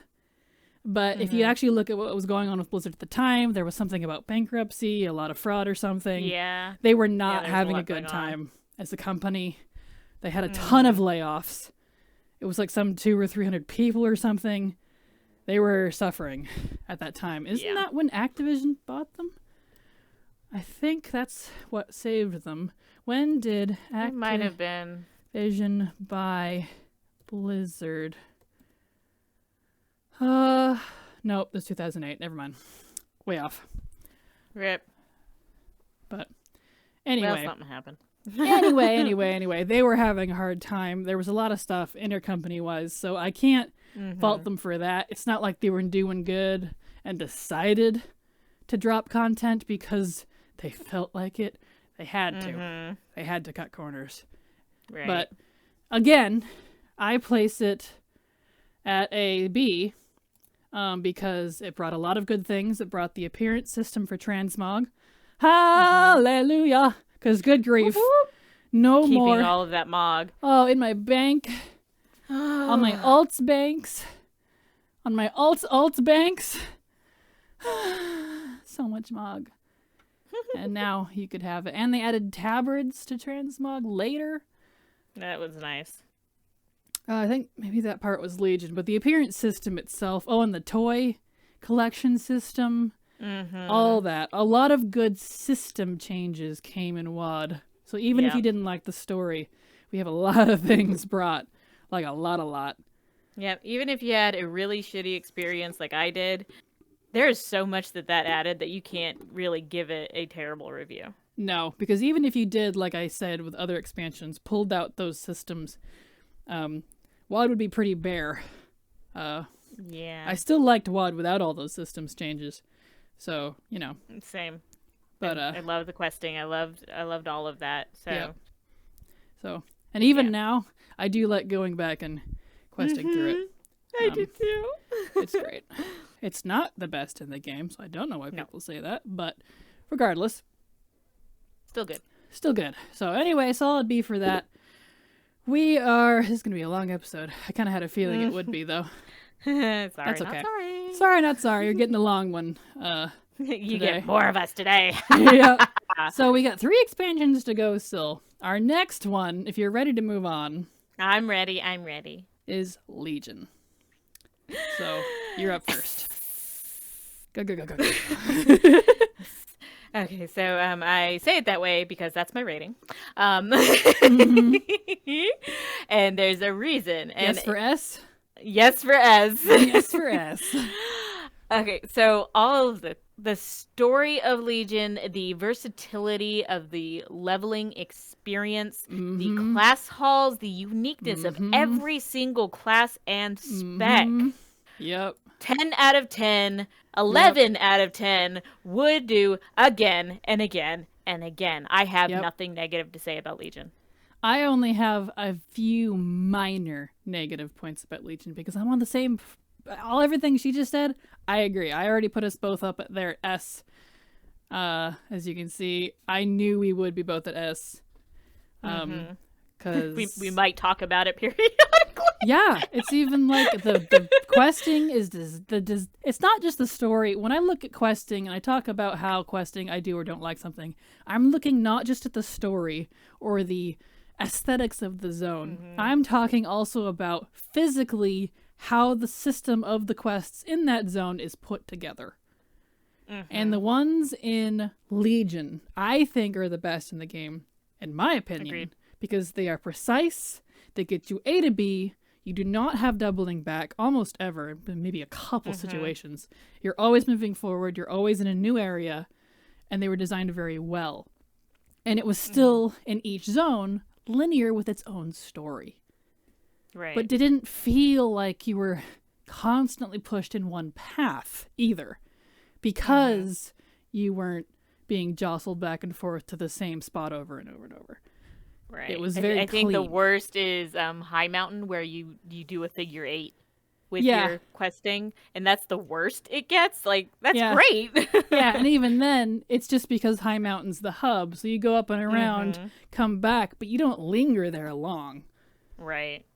And you're there. You're just passing through. You're just passing through. Yeah, exactly. It's a drop off and continue. Yep. So, and the raids, I loved all of the raids in that one. Oh, I forgot to mention too, in WoD, Blackrock Foundry is my favorite raid in the game. Just gonna drop that out there. What? It's like you've done it a few times or something. It was unintentionally also the raid that gave the most cold in BFA. Had no relation to me loving it. I loved it back in WoD, but no, still do. Anyway, Legion. Yeah, I actually raided it again in Legion. That's when I started getting back into that, and I loved every single raid in Legion. So did I. I had nothing against the raids themselves. The raids were fantastic. The only... I have a couple complaints about everything in general, but on the raiding scene, to compare, Legion's actually when I stopped raiding. I stopped in the Tomb of Sargeras. Not because of the raid, but because, mind you, I had to go... Sorry, people keep trying to come in my room even though I have my recording sign up. I'm like, I am busy, so they're distracting me. I'm gonna go strangle some people after this. Anyway, what was I saying? Hi, Mom! It was my mom, and then my brother, and then my other brother, and I'm like, guys, I'm recording. There's a sign. There's a reason. Anyway, what was I saying? Oh, I stopped raiding. It was because, mind you, I had a fantastic raiding guild in WoD, but they disbanded. They'll quit. Right. So I had to get another guild, and I went through 3 guilds in Legion. 3! Oof. Because the first one I got into was okay, but then they turned out to be toxic assholes, so I had to quit. I quit that one. I was like, I'm out of here. And then the second one, they realm transferred twice. So I remember you telling me about this one. I followed, but they were fine. So, like, I enjoyed them, but then we did a merger. I don't know why. We had plenty of good players. We were raiding Mythic Nighthold. We were doing great, I thought. And after being someone who did raid lead and main healed in WoD, they were great by my standards. We were doing great. But they thought we were lagging behind and we needed the help from this other Mythic guild who was full of snooty patooty jerks, let me tell you. Oh, of course. Oh boy, major elitist syndrome. And it just destroyed the guild. So there was a split after the merger, literally like a month. It went south that fast. And I followed a few people that went to a different server. I transferred servers like 3 times. And we got into another guild, started raiding. It was going fine. I kind of wasn't feeling it, but I stuck around anyway because I was like, it'll get better. And then the three or four people or whoever it was that I followed quit. They quit playing the game entirely. They just stopped. And suddenly I was the only one with this guild I didn't know. And I was like, you know what? I'm tired of this shit. I am tired of following people around and spending money and trying to constantly work my way up a new ladder. I'm done. Yep. I'm tired of the drama. I'm tired of the attention seeking that I don't want. I just want to be here. I just want to raid. I don't want to get into fights with everyone every 3 seconds. So I quit. I said, you know what? No more raiding. I left. I said, you guys are great. I wish you the best. They said, all right, well, see ya. There was nothing wrong with that guild. I just wasn't in the mood to climb up again, to get into the upper Ecleons, just to find there was a bunch of assholes sitting at the top of the tree. Right. You know what I mean? I was just tired of it, because that's what it was every time, and I was done. So I quit raiding, and it was the best thing I ever did. I enjoyed the game so much more. Now, I did come back for AOTC at the end, but I pugged it. Yeah. I got my AOTC mount, and it was fine. We spent like 4 hours on frickin' Argus. Whew! But he was a piece of work in a pug group. It was like 5 guildies of a teeny tiny guild, and they got like 15 to 20 people or whatever it was of pugs. We did actually okay. And I was going to do it on my tank, but they really needed a healer, so I was like, okay, I'll pull up my priest who I was raiding on at the time, and I had stopped. But he's a little under geared. He does have some current gear because I was kind of pugging occasionally. I had stopped guild raiding, but I was still pugging because I was like, I do kind of miss the raiding a little bit. I hadn't completely weaned myself, so he was somewhat up to snuff. And then we did it because they just needed that heals. Because, whoo boy, you need some heals on Argus. Let me tell you. Do. I even switched from disc to holy just for stronger raid-wide output. But anyway, my complaints is actually the legendary system and the artifact power system. So probably nothing different than, for once, a lot of other people. But even then, like, at first, the legendaries were cool because I'm a big Diablo 3 fan and have been for many, many years. I love Diablo. Right. I love everything about it. D3 is the coolest thing ever. I'm looking forward to D4. And their legendary system is like that. You go do your rifts and things, and you might get a legendary drop once in a while. And that's cool. Like, it feels great. Yep. Like, in that game, got mine. It works. But when you do that in WoW, and you're literally having people fall behind because they don't have the legendaries they need because of bad luck. And I was one of those people, despite being higher up there in the meters. It didn't feel good. And then the constant I saw 1 the entire time.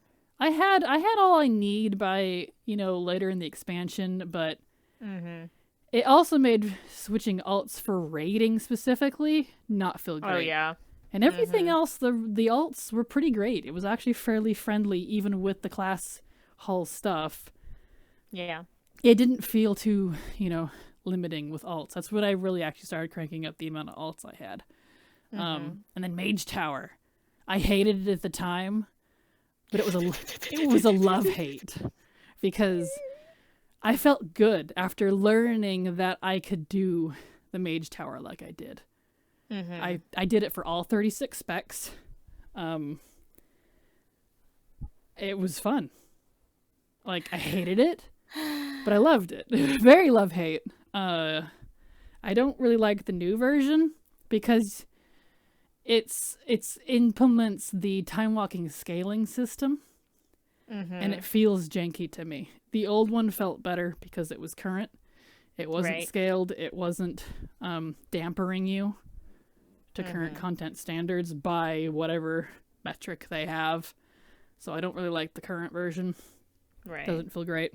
But anyway, that's kind of my only complaint was how you got your legendaries. They should have had a system for currency grinds for luck protection in advance. They put in that vendor later, but it was way too late. Everyone was done raiding by then. You know, and the artifact power, the need to constantly grind didn't feel great. Like, it was fun at first, but then after a while, I was like, I don't want to do these anymore, you know?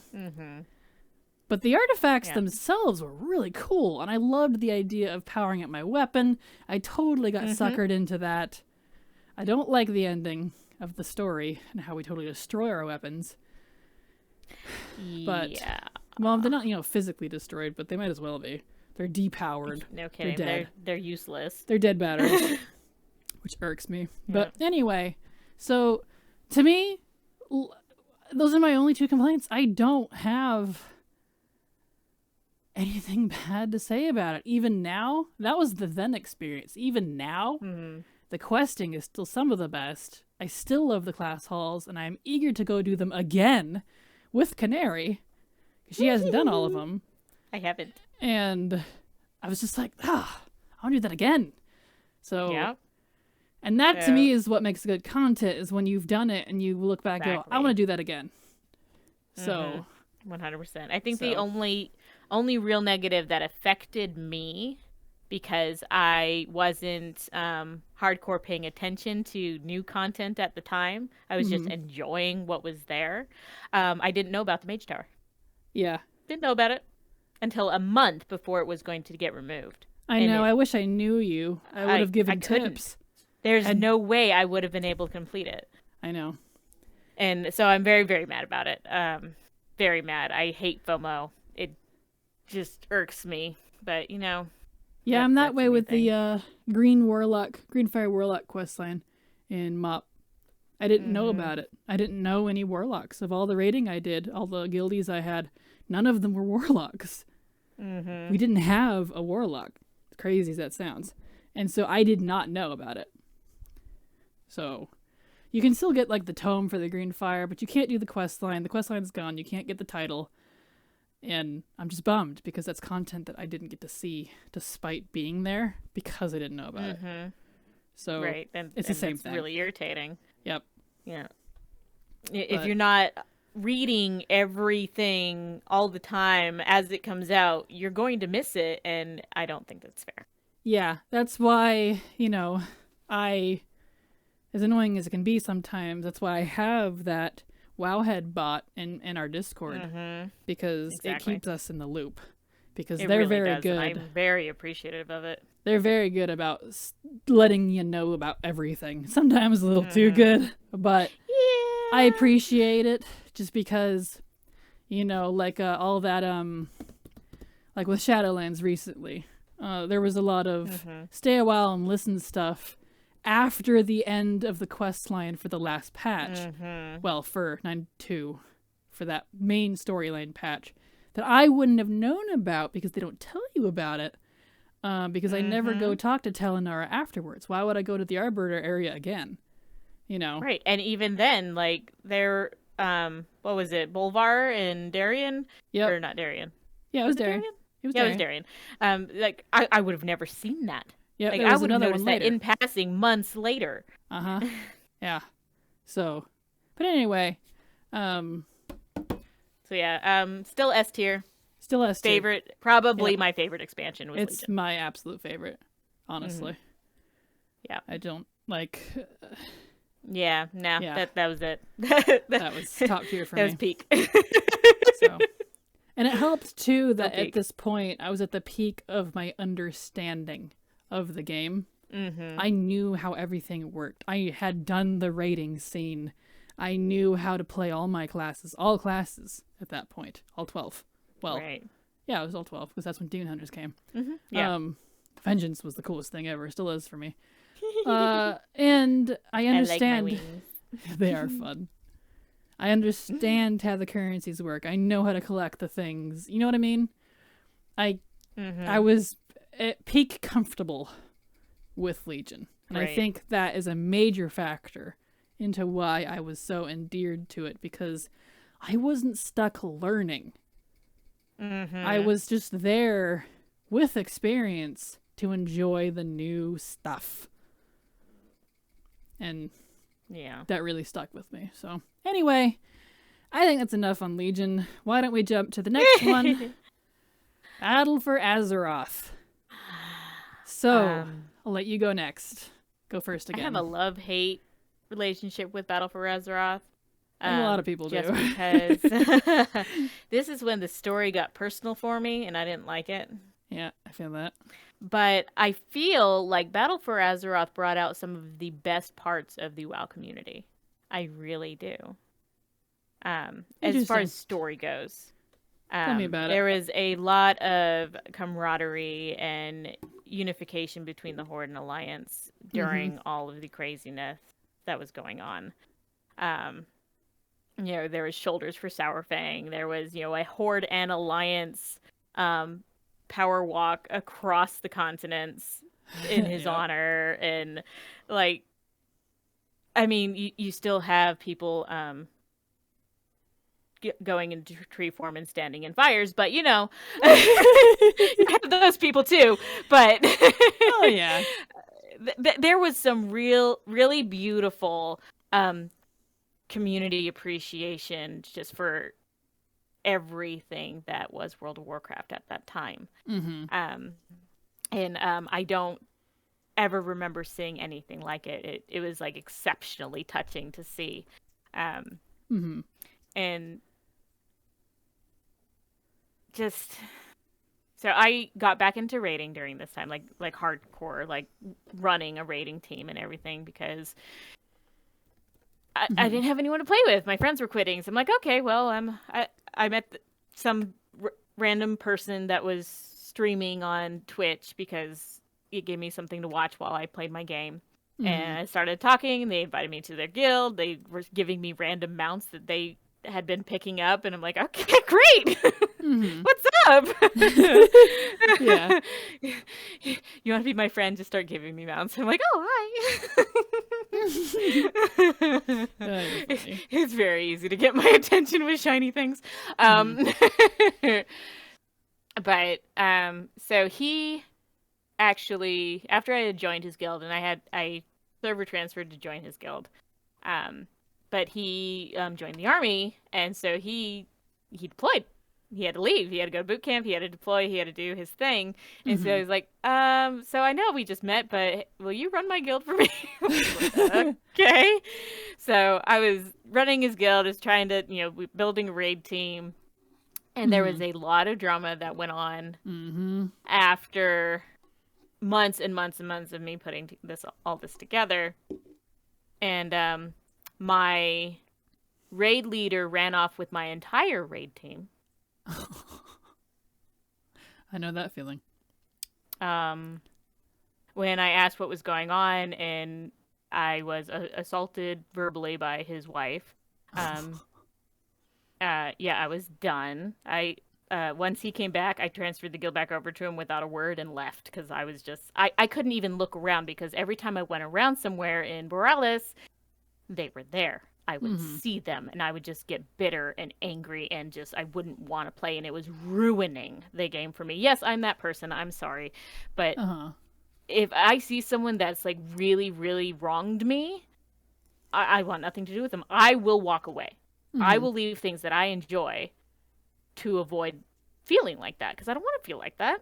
I don't want to feel like that in something I'm enjoying playing. Yeah, no kidding. It taints it. Who wants that? It does. So, yep, took all of my characters away. I mean, he's hit me up since then, but I was just, I'm not, nope, I was done. Mm-hmm. So I've got some really negative experiences about BFA, but I also was pulled into a horde raiding guild at the time, and I have some really fun memories from that. One of the main DPS off healers was a Tauren shaman, and I would chase him around constantly, telling him to get in my belly because I wanted steak. Nice. and it's with that raiding team that I got my Nizathian wriggling parasite. I know, I'm still jealous about that. You got the glory of the... I got my glory. Yep. Yeah, I got my glory. And it was fun being around them for a long time, but I was not a horde player. I don't like the fantasy of the horde. I'm very much a princesses and knights and fairies sort of person. So as much as I like several of the races of the horde, the visual aesthetics of questing in alliance controlled zones is more appealing to me. It's more enjoyable to me. Yeah. So I flip-flop back several times at but yeah, so I stayed with them for a long time until the end, and just looking at BFA, the systems and everything, I think I like it better than Cataclysm, just because there was, despite the smaller zones, the fewer zones, I was actually driven by the story. I was captivated. I was kept up to date on all of the endgame stuff just because I wanted to see what happened next in the story. Yeah, they did have good story. They had a really great story. I would constantly look for any new quest, going, "Oh shit, something new!" I'm excited. So I would definitely put it above Cataclysm, but not A tier. B tier. I would not say. Yeah, it's definitely B tier for me, but still really enjoyable, really good memories. Yeah.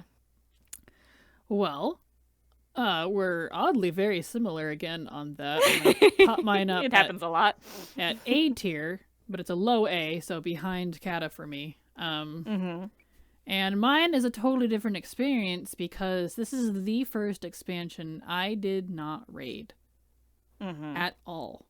I didn't dungeon. I mean, I did a couple mythic dungeons at the very beginning with a friend I had. Actually, it was Solarfire T. But it was a guild that she was a part of. I did some mythics for a while.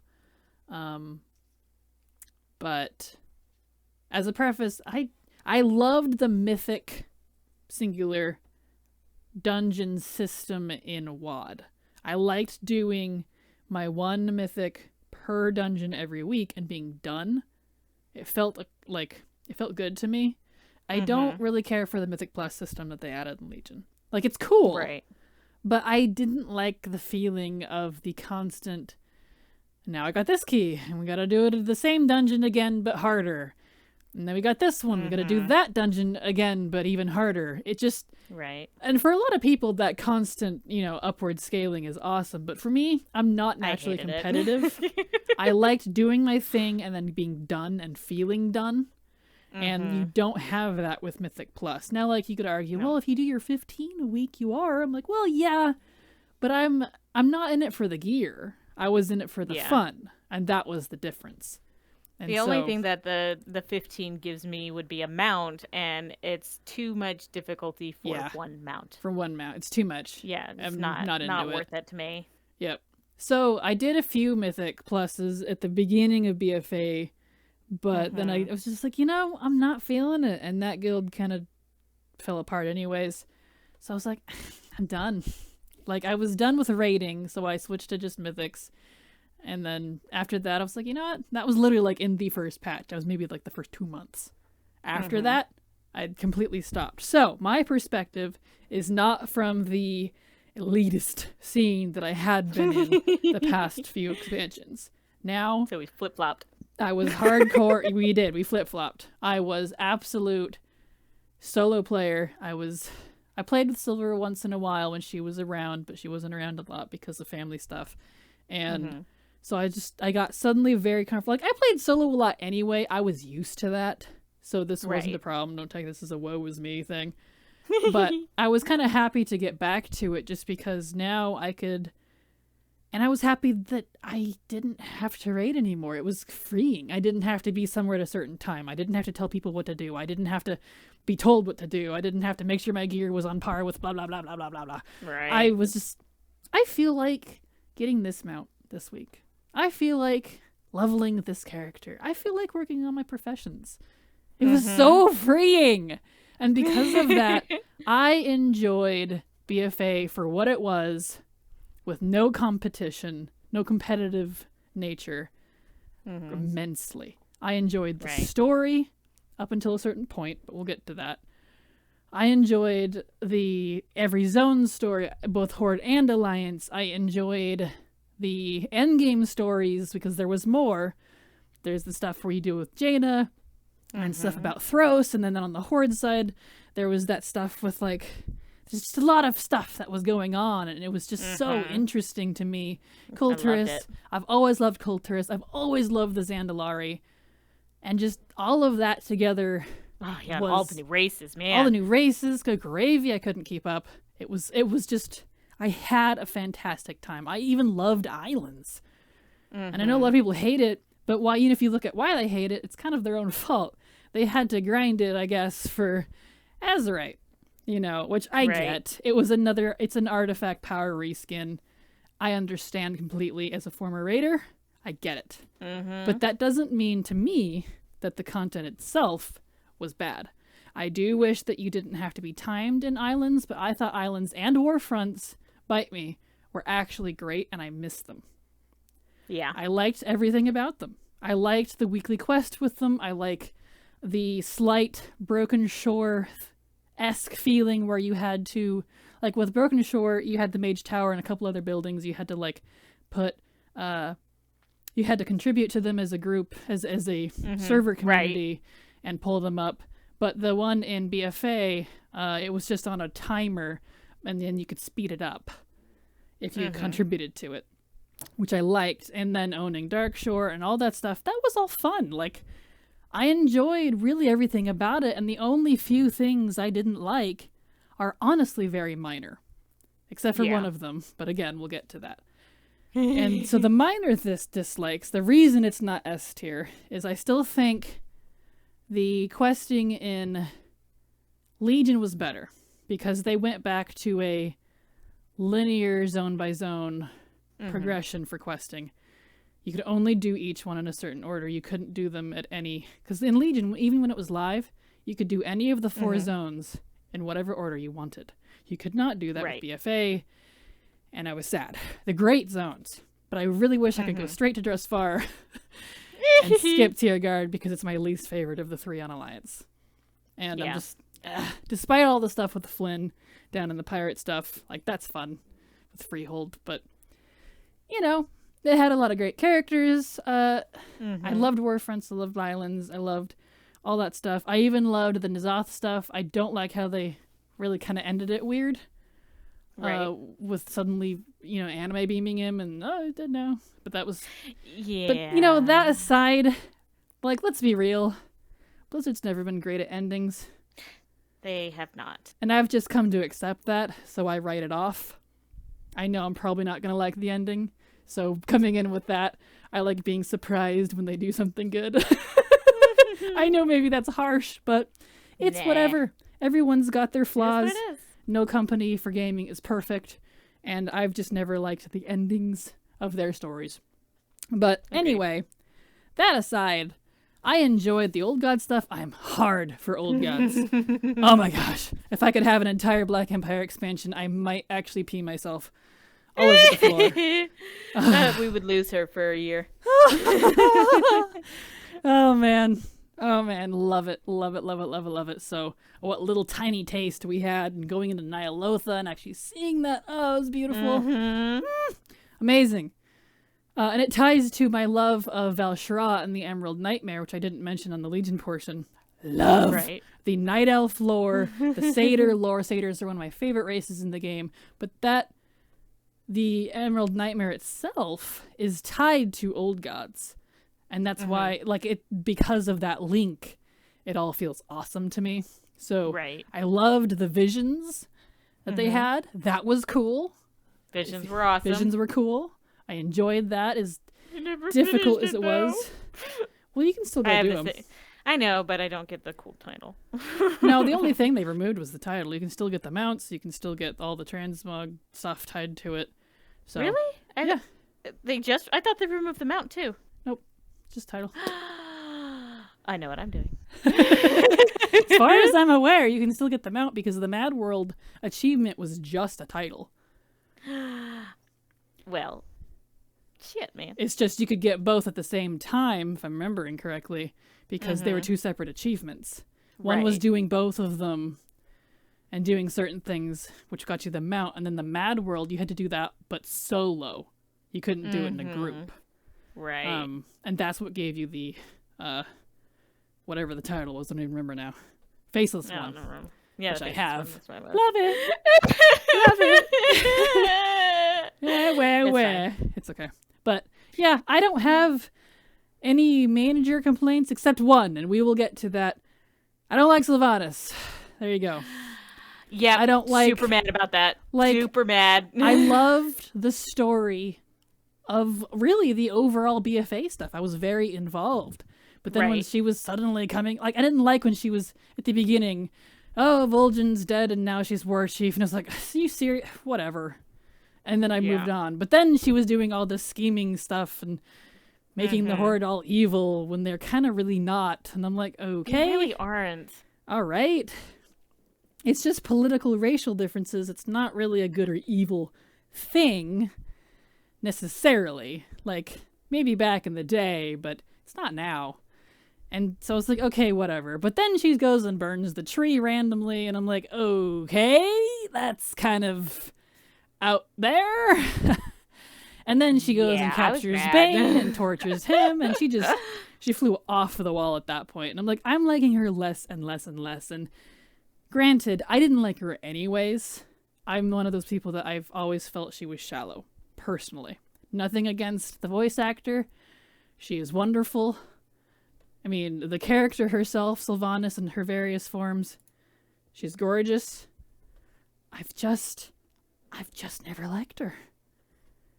I don't have that deep love that some people have when they simp. I mean, look at her. You know, there's a bias there. I do have a bias, and I'm willing to admit that. But other than her meddling and her genocides, the rest of the expansion I thought was great. Like, if you literally removed her from the equation, I think that'd be an S-tier expansion, personally. I agree, too. Although I do have to give them credit. As horrible as I thought the writing for Sylvanas was, it gave me a reason to really push and level a character through the expansion just to figure out what in the fucking hell is going on. Yeah. Like, what? No, absolutely not. Why are you... No, okay. We're getting to the bottom of this. Well, that's kind of the thing about writing, for better or for worse. And this is something I learned because I got a degree in it, and I have contemplated going back and getting my master's. I could. I totally qualify. Good. But that's another year. I'm like, I don't know if I want to do another year of college. But anyways, for good writing, whether you like it or not, good writing invokes emotion. It does. It doesn't matter what emotion. But if you can say anything about BFA, it invoked emotion. Oh my god, yeah. You may have hated it, but that got its attention, for better or for worse. And so, you know, on the flip side of that, when writing is meh, and it's not memorable, and it doesn't invoke any feeling in you, that's, some would argue, and I would be one of those, that would say, that's worse than being bad. Yeah, because at least when it's bad, it's memorable. It's memorable. And that's what you want. And no one's going to forget the burning of Teller's. No one's going to forget that. Oh boy, oh. So, no. I don't like her, but it did invoke it. But if we could just remove her and maybe adjust how, like, have an opt-out system for the corruption stuff for alts at the end. I loved the corruption stuff. Like, that was cool to me. When you really get into that system with the cloak and the corruption on your armor, and you could, like, buy it and stuff and upgrade it. Yeah. That was cool. I still never got the cool stuff. Raiding all the time. I was like, I never got, what was it, Infinite Stars or whatever. I never got it. I loved the tentacle one. I can't remember what it's called. Oh yeah, that one. But I had that. You could stack it on multiple pieces. So I would go into the visions because I had it on multiple pieces. I had the high tier tentacle. It was like, I can't remember what it's called. But the tentacle one where they would pop up and like shoot beams of death at their enemies. So I would just have these tentacles everywhere, just destroying enemies for me. And the whirlwind one that would freaking tornado of doom would come out. Right. That was awesome. And I had a high proc on that. So I liked all of that. However, I don't like that it there was... should be opt-out systems. Yes. I was playing a lot of alts at that time. This is my almost peak altage of my own volition. I wasn't yet doing like leveling testing. That came later. Which is why I have so many alts. But every time I went to a world quest... We've downsized. Yeah, we have. But every time I would go do a quest... A world quest, I mean, and I got a piece of gear, it was very common for my alts to get corruption. And 99% of my alts did not have the cloak. So if I wanted to go turn off the freaking corruption, because it was literally killing me, I had to go either opt out of that gear entirely, and just delete it, be like, oh, well, rip that. Or I had to go get the dang cloak, and then grind a little bit of currency to cleanse the gear. You know how annoying that is? Can I just opt out of it entirely? Like, it was a great system on the ones I wanted it on. And so that was a real rub for me at the end. And Azerite gear. Azerite gear was cool, but it was weak. It felt lacking to me, but it wasn't Although bad. I did like stacking speed buffs. Yeah, I liked stacking speeds. It did have its perks. I liked parts of it, so to me it wasn't bad. It was just Yeah, could have been better. I agree. It wasn't flashy enough for considering this is literally the blood of the Titan of our planet that we're using to amplify our gear. I think it should do a little more than increase my speed by 10%. So agreed. You know what I mean? I mean, it did way more than that, but you get my point. Yeah. It just felt lackluster. But it was still kind of cool, you know, playing with that. It was an external system that was neat. And it didn't damage you like the corruption stuff for having it without the cloak. This is true. But anyway, like, besides those complaints, BFA is still an A tier for me, just because. And I did really like the random drop catch-up gear. That was cool. Yeah, that was nice too. Yep. That was when they started introducing BOA gear for that expansion, because they had BOA catch-up gear in MOP from Timeless, but it wasn't of a valuable item level, in my opinion. And then the stuff they had in WoD was all BOP. Legion was also BOP for the catch-up gear. Catch-up gear is nothing new, but the BOA stuff came back. That was legit. That was legit. And the Benthic gear, best ever. Still love it. Benthic was awesome. Still useful. Yep. Mechagon, one of my favorite end game zones in the game. Right up there with Molten Front and Isle of Thunder. Mechagon, I had a blast. No pun intended. So, yeah, A tier for me on Battle for Azeroth. It's a low A, because it's right after Cata, but, you know, we're pretty close on that one, I think. Yeah, I think we're pretty close. Yeah.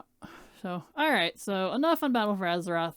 Let's move on to the last current expansion, because we are at the dwindling and the possible final year of Shadowlands, currently when this episode is airing.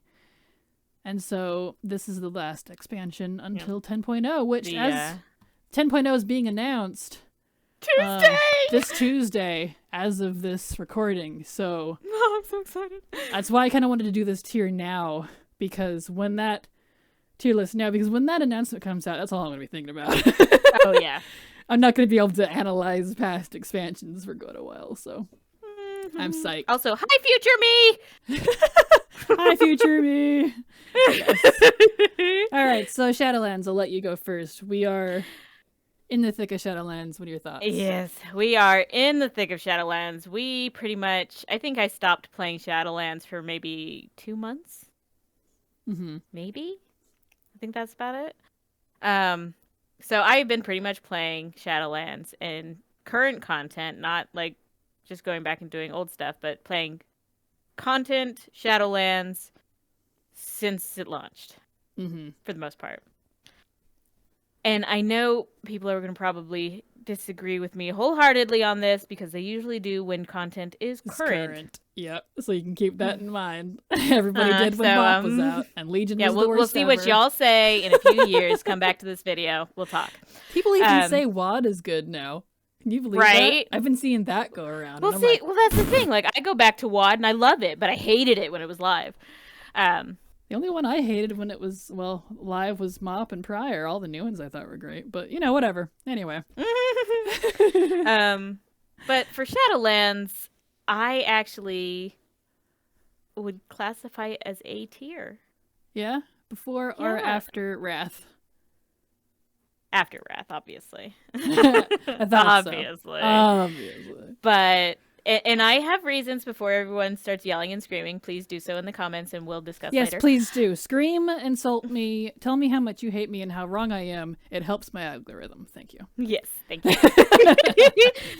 We will actually comment and continue this conversation in the comments. So please feel free to give us your opinions. We love it. Tell me how wrong we are. But, I know that the... time gating has been really frustrating for a lot of people, but I actually enjoy that aspect of it this time around. I don't know what makes it different. I really don't. But it's made it so that I am not constantly rushing to get it done. I get as much done as I can. That's all I can do this week. Okay, I'm going to go do other things. I have time to go do that old content that I like to do. I have time to go level new alts. I started this expansion with maybe 16 max level alts, and now I have 50 plus. So I've been able to do the things I've always wanted to do while still maintaining up-to-date, current, not competitive, but max level gear without it being a slog. Yeah. And I've really enjoyed that. Not to mention the 42 mounts that came with the launch of Shadowlands. Oh, it was more than 42. It was like 140 something or whatever it was absolutely ridiculous. It was insane. How many mounts. And as collectors, that's obviously huge for us. But we actually put together a list so that we could track, the mounts that we had. Mine's obviously a lot less than Kraken's, but just looking comparatively, the vanilla through about I'd say WoD fits mostly on the screen in an Excel sheet, and then you have Legion.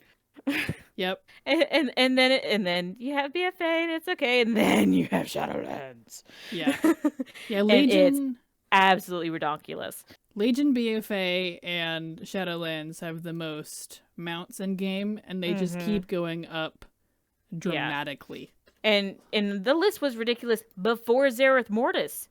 And then they brought out Zereth Mortis, and that's the one that added some 40 mounts or whatever it was. Yeah, that's what it was. Okay. Yep. I remember the 40-something being a thing, and I couldn't remember where it was from. But it was Zereth Mortis. And so as a collector, because, I guess I should have prefaced this. So at the beginning of Shadowlands, when it launched, I was still in that raiding guild. And so they were switching up the raid team. And I'm like, okay, so what's needed? Because I'm that person, I'll play whatever's needed because I really enjoy all the classes anyway. And they're like, okay, well, we need a healer. I'm like, okay, well, I've always wanted to play a priest. I'll go play disc, and that's something that I've wanted to learn for a while. So I was leveling disc. They were pressuring me. Come on, are you ready to go? Because 3 days in, we're gonna hit raid. I'm like, dude. So I boosted it. start working on my gear, and they're like, yeah, our healers are full. I'm like, I just spent $60 on this. Okay. What do we need now? It's like, oh, we could use Warlock. We need a Warlock. I'm like, okay, I'll play Warlock. So I boosted the Warlock because they're ready to go now. Started getting it gear.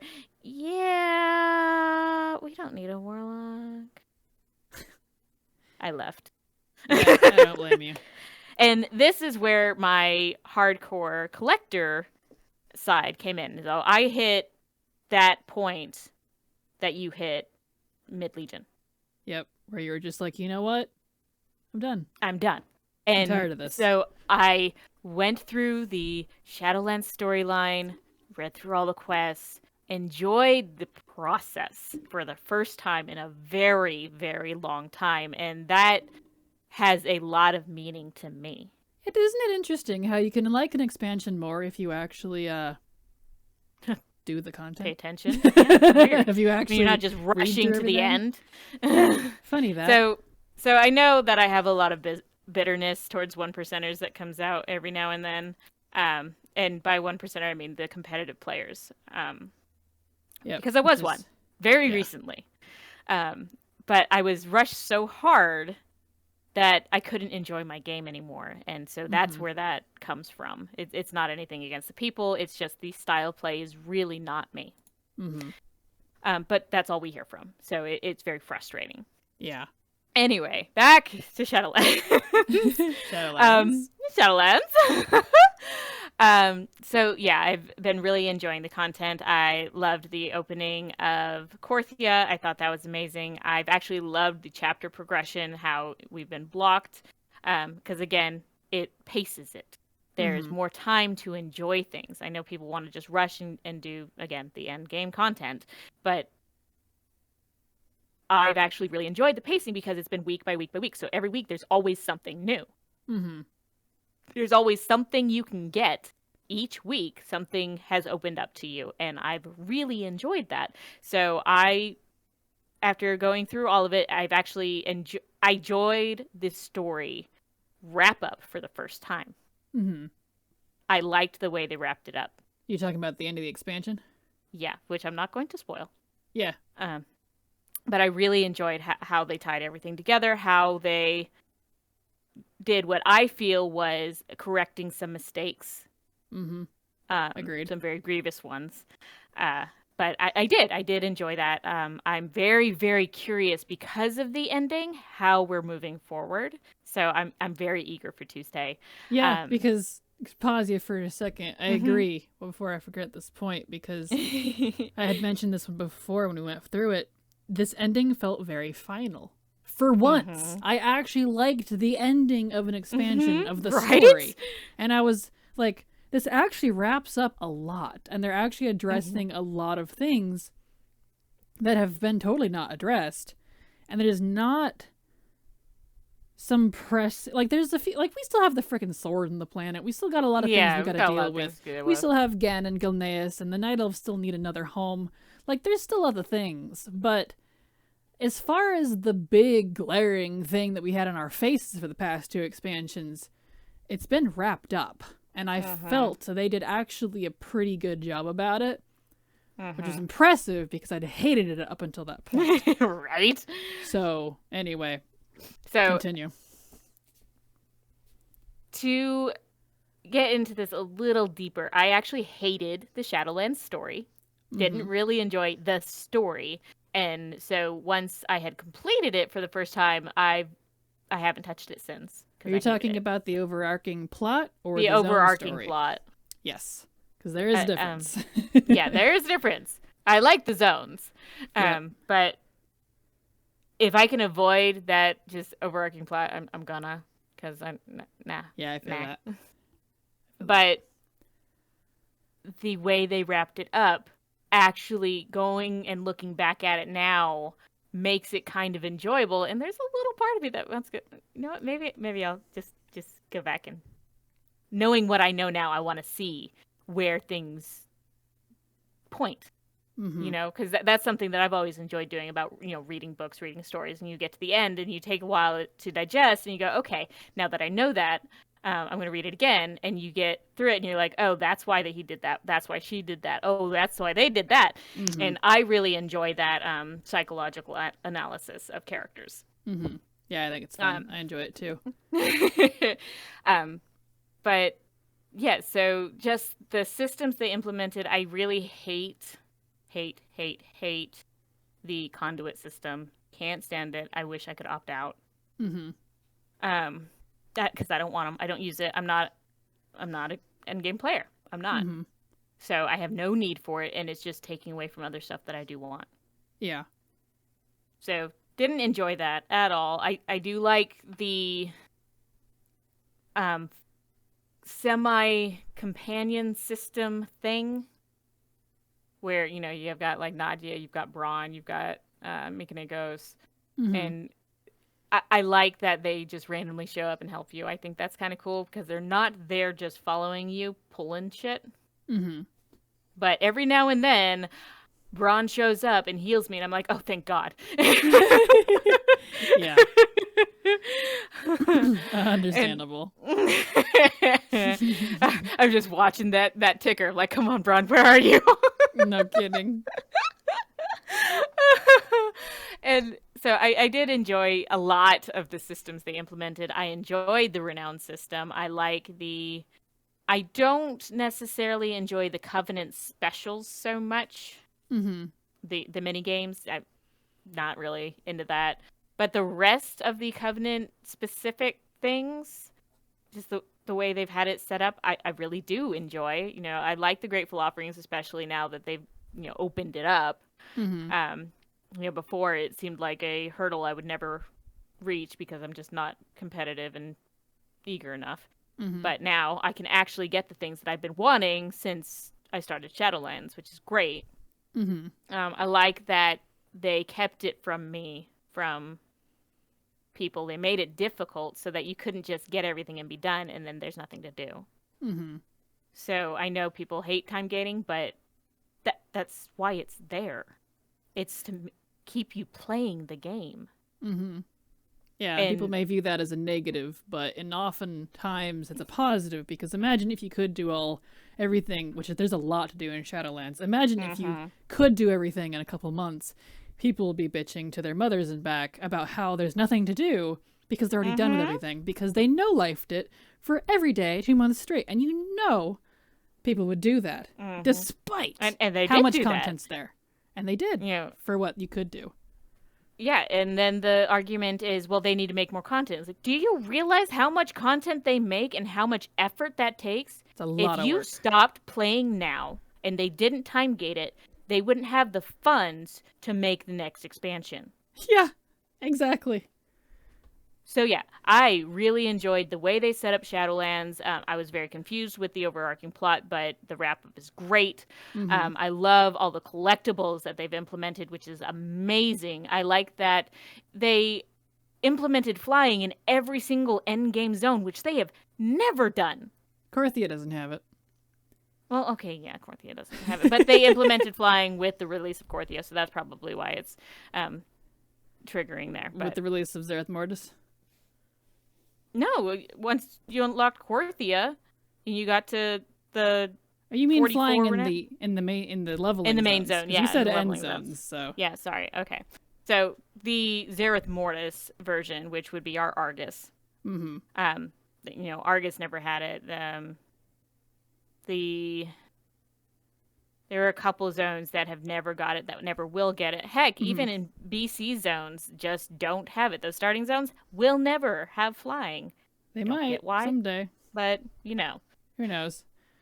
Say that again so we can hopefully get that in 925. Just let's go. Come on, flying in all of the zones, please. I mean, I know when people were talking about it, about Argus and Legion, they're like, it wasn't built for flying. I'm like, okay, but it could be. Well, I'm only saying for questing because I am of that camp of I do not want flying in my endgame zones. I actually hate it. I do not like it. To me, it breaks immersion. It's not fun. Everyone's nerf Zergan every damn rare before you can get to it because they can fly, and those that can't fly yet because they started late, they're like, what the fuck? I can't get my damn achievement done so I can get damn flying. And I don't like that. So I'm of that camp. True. But as far as the non-in-game zones, they should all have flying. There's no reason why Silver Moon shouldn't have flying. There's no reason why the Draenei zones shouldn't have flying. Like, come on. Agreed. Like, why? Really, why? Yep. But, But yeah, so solid A, definitely under Wrath because I have such fond memories of Wrath. But yeah, solid A for me. Sorry, I rambled. No, you're fine. Your turn to ramble. So my turn then. Shadowlands for me, I've kind of been waffling between a low A or a high B. I think I might settle on high B. I don't hate it.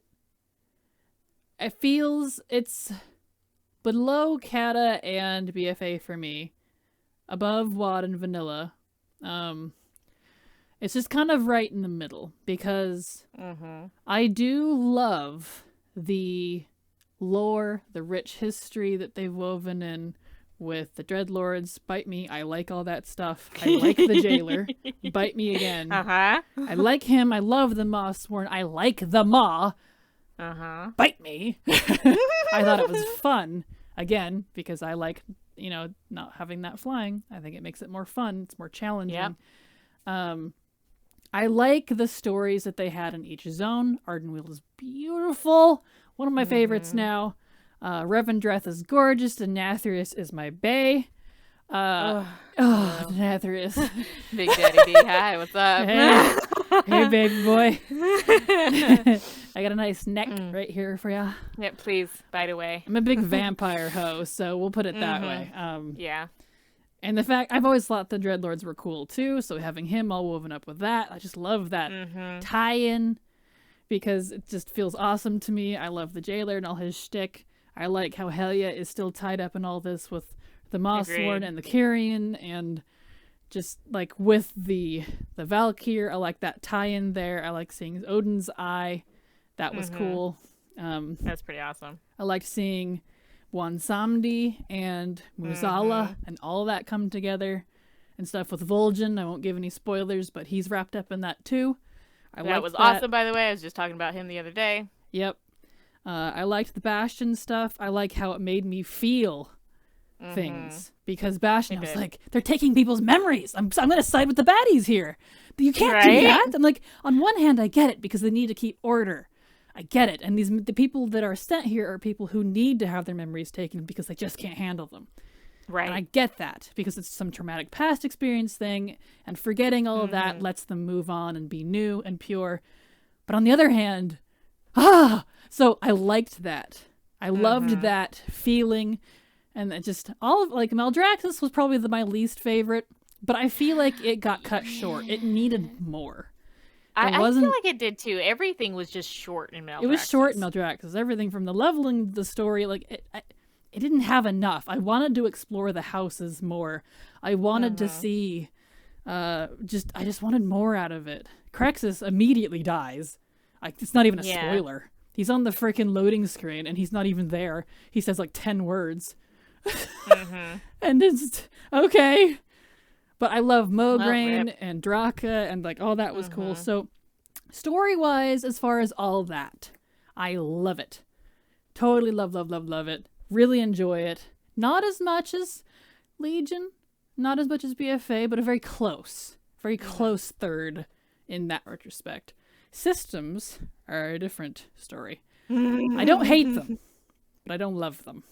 Even with the ability now to go between all 4 covenants at any moment, it feels clunky because I know it was not what they meant. They meant for us to be in one, which I still think was kind of not a good idea from the start. I get why they did it, why they wanted it. They wanted your choices to matter. I didn't agree. Yes, I was kind of a pull the ripcord person, but at the same time, I was like, when you do that, though, it's gonna feel clunky. It's not gonna feel good. Like, it feels good, but kind of clunky, and it is. It feels clunky to me, and I don't like the sheer amount of anima farming you have to do to... There's a lot of that. There's a lot. Like, it's like artifact power and Azerite power times 10. I'm still anima farming. Yep. I still don't have everything, and I'm a hardcore collector. Granted, I got a very late start. I did Shadowlands. I quested through all of it with Silverfire T when she was playing with me, and we did all the zones together. But then she had to stop playing, and she hasn't been back since because of real life stuff going on. And so right after that, I immediately decided, okay, well, there's been a leveling squish. I need to make a leveling guide. I needed one because it was time for me to start leveling alts. I went right into my alts. And so I immediately had to go test all the old zones. So I had stopped playing Shadowlands entirely until July of 2021. Yep. And thankfully, at that point, she met someone who'd been doing it religiously since launch. And it worked out. Yeah, mostly, but we didn't play together for a good few months, really. No, we kind of did, but I don't even remember much because I was too busy working. I was too busy testing. So I got a late start. I didn't really play Shadowlands until July, 9-ish, 10 months-ish after launch. I mean, I did the launch stuff, I did all the zones and things, but anyway. But that aside,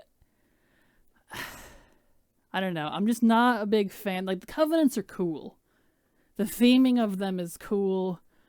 But I wish you could just be a part of all of them simultaneously and stop having to frickin' change every time you need to do something. Agree. I don't like this restriction between them. I'm frickin' the champion of Azeroth.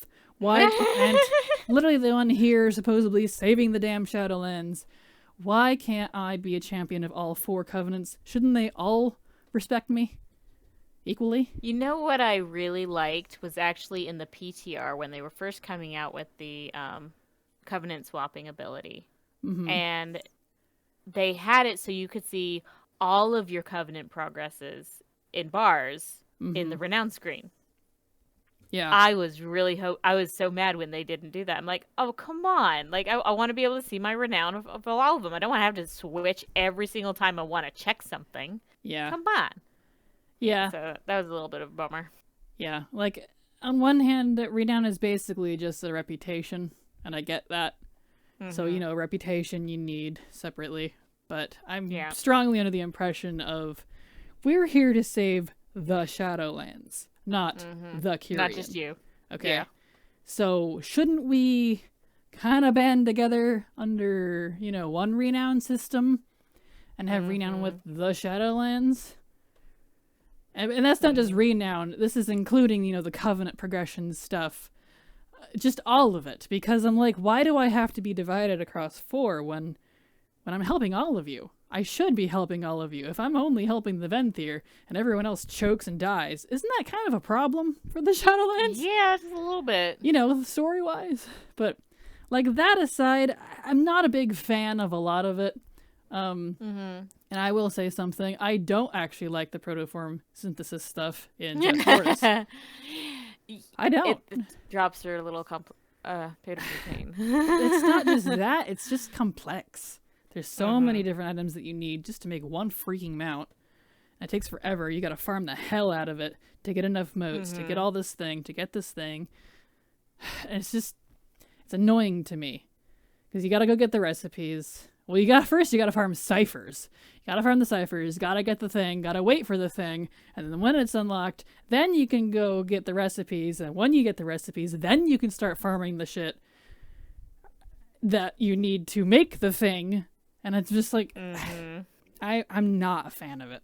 So it's more just beautiful. I love the concept and the story and the lore behind it. Really neat. I don't like the mount grinding. I know. Not a favorite, not a fan. So that's fair. That's kind of why Shadowlands is a solid B, really, for me. It's a good expansion for what it is. But in comparison to other expansions, I like Legion, Cata, and BFA more, personally. Because it's Shadowlands, intentional or not, feels limiting. Right. In a way, just because of how things are designed. Whereas BFA, to me, felt very open. Because the only limitation, really, was the faction. Right. Which is still very open. As far as this isn't just a rep grind thing in Shadowlands, where you can grind your rep with all of them and you're good. You literally have to move between each frickin' rep/covenant, because that's what it is. It's a type of rep, really, in garrison form, you know? And it gets old. It's already kind of wearing on me. I'm already kind of tired of it. And I'm not even close to being done with it. Because, like, the cosmetics are beautiful. The mounts are amazing. I want all of them. I want all the pets. I want all the titles. Like, all the collector stuff is some of my favorite in the game now. And because of that, and the lore of the Shadowlands, I think that's why it's a B. But if it didn't have that, it would be lower for me. Because I just... Makes sense. I don't like a lot of the systems. I'm a very systems person. Like, you can love the story all you want, but it doesn't feel good to play. And if it doesn't feel good, that's why I didn't like Vanilla, BC, Wrath. It felt clunky. And this Shadowlands feels clunky. I don't like the separation between Threads of Fate and the campaign. I like what they were trying to do. I don't like the separation. I don't like the removal of that story. That could definitely have been done better. That could have been done better. And I know that was kind of a last-minute addition based on feedback, which is fantastic that they decided to do that. I applaud them for it. Because if they didn't, we would be going through that campaign. And we would be stuck at 6 to 8 hours per character. Yeah, I'd be irritated. Over and over and over. When, now we can do it in 4. Like, technically, like, on that note, Shadowlands actually has some of the fastest current expansion leveling ever. Even over BFA, even over Legion. I'm talking about when that expansion is live and that 10 or 5 levels or whatever that you have to do. It's some of the fastest. But because it's now in comparison to the previous 50 levels, it feels like the longest. It does. So it kind of has that kind of going against it too, just because it's like,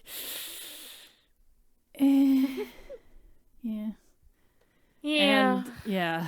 And having alts doesn't really benefit me a lot in this expansion either. No, it doesn't.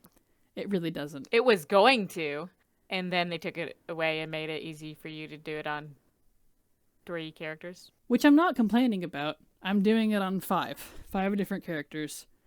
And I'm glad that's all I have to do. But see, that's kind of what I'm getting at. I'm glad that's all I have to do. Which means the systems aren't as great as they should be. You know what I mean? Fair. Versus Legion. I want to go back and do the class halls again. That's the difference. Yeah. That's a big difference. Big difference. So, while Shadowlands is absolutely not a fail, and it's a pretty decent, wholesome expansion, there's a lot of content. Stupid amount of content in Shadowlands. It's a solid B for me. Fair enough. So, yeah, that's our tier list. You and I both have, since you can't see my screen, you and I both have, let's do a run through here. You and I both have Legion at S. I have Cata and BFA at A. You have Wrath and Shadowlands at A. I have Shadowlands, WoD, and Vanilla at B. You have BFA, Cata, WoD, and Vanilla at B. I have Wrath at C. You have Mop at C. You and I both have BC at D. And then I have Mr. Pandaria as DF. DF. Death. It's death. Oh, it's diff. Oh yeah, and one more thing I wanted to add. Another reason why I don't like Mop is Jaina in Mop was portrayed very poorly. I didn't like her sudden anger change of her just exploding and going full Sylvanas, shall I say. I didn't like that. That was very off character for her, to me. Yeah. And it made her look bad as a character. Granted, everyone's got their off days, but for 2 years, come on. Yeah. 2 years and the actions you pulled. Yeah, it's a lot of murder. The Purge of Dalaran is kind of... It's almost genocide, sweetie. It was a genocide. A lot of people died. Yeah. So, a lot of people died. But anyway, that's our tier list. I think that's... We're quite similar on some areas, which is interesting. I kind of expected it, to be honest, but we have a lot of very similar opinions on things. We do, which is kind of nice because I don't mind having differentiating opinions on with friends. But when you get a friend that agrees with you on like 99% of stuff, it's kind of nice. It really is nice. I'm just saying. And if you look at the tier list, it's a lot of our differences are from personal experiences during those expansions. Yep. So that's pretty interesting to see. And I try to take it to a critical point as well, not just personal experiences, but they do factor in. They do. For you more than me, I think, but yeah, but mostly because my personal experiences make me quit playing and then I don't actually experience it. Yeah, my personal experience is not necessarily tied to other people that make me quit. It's just whether the expansion itself is appealing. Yeah. So, okay, well, before we quit, even though this is almost 3 freaking hour podcast,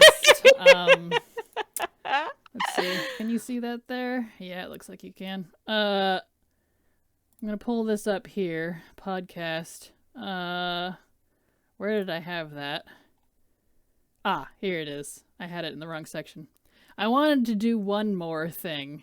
Let's move this here. So I wanted to jump in because since this is the expansion episode, 10.0 is being announced and likely the pre-order becoming available. I'm betting money on it this next Tuesday as of this episode. So when this airs on Saturday, 3 days, it'll be here. And so there was a theme I had noticed, in addition to all the other things as to why, Shadowlands or the 10.0 might be dragon themed. Do you have any predictions about why it'll be dragon themed or why it won't be at all? I know I'm dropping in this on the fly, but you are a little bit, but I do better on the fly than when we try to plan them out. So you do. So I didn't tell you. Sneaky. So do you have anything that comes to mind? So one of the big things that comes to my mind, besides the list that I can actually see right there, don't look at that. Don't look at that. Don't look at that. Don't look at that. Is how grievously Rathian fell off the face of the earth. He did, didn't he? He was a big player, and then he suddenly was huge, and then nothing. Well, remember. Oh, no, go ahead. Go ahead. No, go ahead. Oh well. Remember he's searching for the Dragon Isles too, and all of BFA. Yeah, he was, and then all the shit with Sylvanas started happening, and he was just nowhere. Yeah, he's just deuces, just gone, and I'm like, what in the world? Like, and I am a hardcore Randuin supporter. Oh, same. Oh man. Here. Oh please. So, I want to see that. He needs you. Where are you? Where are you? You need to save your boyfriend. Rhonda, I need you. Sorry. Damn it, Xavius, I love you. Xavius, one of my favorite villains. Love him.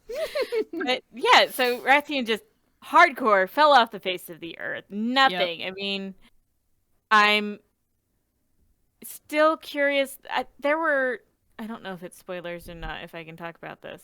I mean, potential spoiler warning. If they're listening to almost 3 hours for now, I mean, they're buckled in, so just go for it. Yeah, they're buckled in. Okay. Spoiler warning, I guess. Spoiler warning. 3, 2, 1, go. I guess it's going to be the 925 where we talk to Khadgar. Yes, who's Khadgar's been missing in as well. Uh-huh. So I'm really interested to hear what he has to say. Another big indicator for me is Sarah. Mm-hmm.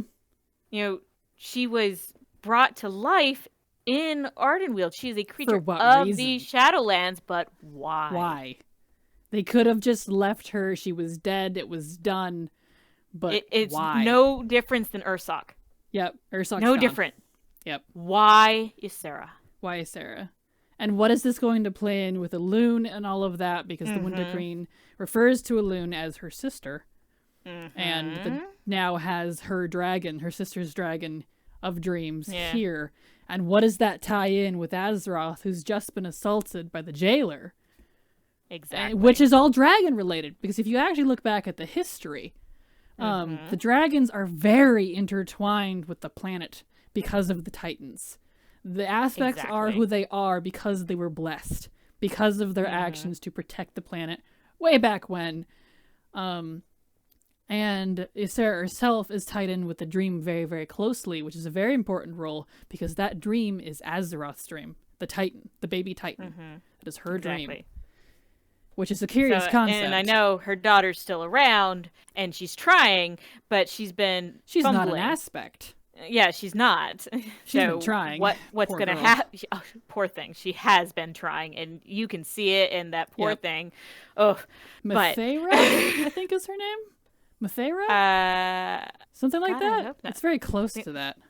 That's my character's name. Maybe that's why, but it's very close. Is Sarah's daughter. Yeah, Marithra. Marithra. There we go. I knew it was close. I'm like, no, Mathera is my character. It's close enough. Well, Maris is also a green dragon, so... Well, kind of. No, she was taken in by green dragons. She's basically a green dragon. If you're raised by something, you basically become it. Bite me. Anyway. So all that is very tied in with dragons. So if it's going to be an Azeroth-focused expansion, they'd be remiss to not have the dragons in at least a little bit. And honestly. Something else that is a big indicator besides the implementation of Chromie time, which you can say is, oh, that's just Blizz doing their thing, but that's a huge dragon meddling thing. Yep. That's huge. That's big dragon influence. Literally letting us step through time. If you actually look at the lore implications of that. I wish they would do more with the Bronze Drakes and Nuzdormu and the ability to move between time, because we have the Caverns of Time right there. But that's a whole different discussion on its own. Yeah. So deep. Not only you have the Bronze Drake influence, you have the Green Dragon influence, and I was about to say something, and then you interrupted me, and now it's gone out the window. And you were talking about Rathian and how he's dropped off the face, and then you were talking about Khadgar, and you're excited to see what he says. I'm excited. Yep. It was something about Chromie, because Chromie came up because I was thinking about something else. I don't remember. Well, you can't blame this on me. You're the ditz. I'm not blaming it on you. I'm a ditz. I'm 100% a ditz, and it just flies out. You told me you were going to take notes as you thought of things. I know. Well, I wasn't expecting to be doing this tonight.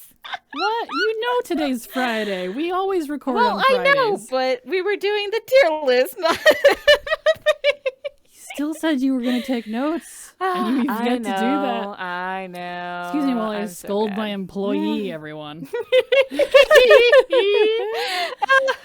But... God, yeah, there's just so much going on with the dragons themselves. Not even to mention everything that N'Zoth had his hands in, all of the Twilight Drakes, the Void corruption. Yeah. And, the Infinite Flight's a big one. Oh my god, yeah. They should be cropping up. Oh, that's where I was going with it. Time. Uh-huh. What At about the beginning of Shadowlands, they mentioned that there was going to be a huge time skip because time works differently. Yeah, it was either mentioned directly, they either said it directly or it was inferred. I don't remember which, but that's what was taken away from it. That's why it made me think about Chromie. There we go. I found it. Took me a second. Because they had said time works differently in the Shadowlands, which makes sense. It's a different plane of existence entirely for not mortals, and we're there. Yep. So what's, like, physically in game, we may be going between Shadowlands and, Azeroth, but story-wise, we're technically not. Yeah, we technically never leave. No, they never redirect us, besides maybe a couple small things, like the ones with the Kyrian. And it's still we don't directly interact with anything beyond this little piece of the world that's disconnected. And even then, when we do the Kyrian quest and we go to Lakeshire, what happens? Scourge. We're dealing with wrath. We're dealing with... It's not wrath, it's current. That's the thing. Because remember, that's for the Ascension. Right. That's Clea and the others' Ascension. They become carriers, or whatever they're called, to fairy souls. That is current. See, when I had first saw it, I'm like, oh, we're traveling back in time. That's weird. No. Okay, sure. No. But with some things that have been coming up, specifically, Yep. that are coming out in the next expansion that have been leaked, so I'm not going to talk about it. But, that's current. Well, and even and another spoiler, so again, but if you didn't get the spoiler warning before, it's too damn late at this point. 925, there's a Scourge invasion that attacks Silvermoon. So there's something going on, and keep in mind that the Helm of Domination is broken. There is no longer a Lich King, so what happens to the Scourge? I don't know. Yeah. They're gonna go crazy, I guess. So, and not to mention, what happens when a big source of power suddenly vacates its seat. Yep. There's a power grab. And we still have the Sand Lane skulking about. They cropped up briefly in BFA and then noped out again after we killed one of their princes. So, yeah, he'll be back. But so there's just a lot of that going on, and that feels very... The dragons are always kind of tied up in that shit because they're supposed to be protecting Azeroth. That's what Neltharion was supposed to be. He was the Earth Warder. He was supposed to be the protector of the Earth, of Azeroth. And that's why I think he was targeted. Because what happens to a kingdom, to a world, to a people, when you remove their defense? They're vulnerable. It crumbles. They fall to pieces because they're not protected anymore. You can waltz right in and start killing. So, or corrupting, depending on who you are. So, what happens is they take the next best thing, which is their farmers and peasants, and puts them on the wall. Yep. So they give you cannon fodder. So, anything else any other reason you think it might be dragon related? Besides the topic that we discussed previously that you're about to touch on, no. Okay. Well, the other day, there's a lot of reasons I could say. I did a whole theory before I even realized that the next expansion could be dragon related. Back on the Dragon Isles, my one theory that I've ever done, and someone had commented, you might be on the money with this. And I'm like, yeah, I hope I am, because if I got my one theory video that I ever did right, I'm going to be happy. It's just you need to start doing more of them. I don't have a lot of theories. I do, but they're very fleeting. So it's not something that comes naturally. I'm not a schemer, really. Which is funny because I am in RPs. But anyway, so yeah, you are. My reason as to why is this. If you can look here on screen with me, everyone. I have my Discord up. You've been staring at it, I'm sure. Is this list right here. Why I totally think 10.0 will be dragon related is because the recent few expansions feel like they've been in a thematic recycle, starting with Warlords of Draenor. Because they had said in WoD when it came out, they wanted to get back to basics. They wanted to show people the history of the orcs, which is really cool. I appreciate that. But what else was kind of like that was vanilla basics. Now, if you jump to Burning Crusade, Legion, Demons, Space. What was Legion? It was Legion. Just like BC. Legion. Now, In Wrath, we have the Scourge. We're death-themed. The Lich King. What is Shadowlands? Death-themed. Death-themed. And the Lich King. And the Lich King. Like, all of that, like the Helm of Domination and everything. It was all present. And Illidan was even Legion and BC. And all the orcs and the Draenei got their shine in WoD. Yep. You know, like there's a little blurred lines here and there. Like Draenei was BC and Kael'thas was BC, but you could argue he's been around a lot longer than that. So, but Cata comes after Wrath, and we keep getting talk of and it was dragon themed, dragon and Azeroth themed. Complete rework of the world we knew. And that's what's been speculated in some of these leaks, which, you know, they may or may not be right. World remake, you know, dragons. And I'm like, sounds like Cata. It does.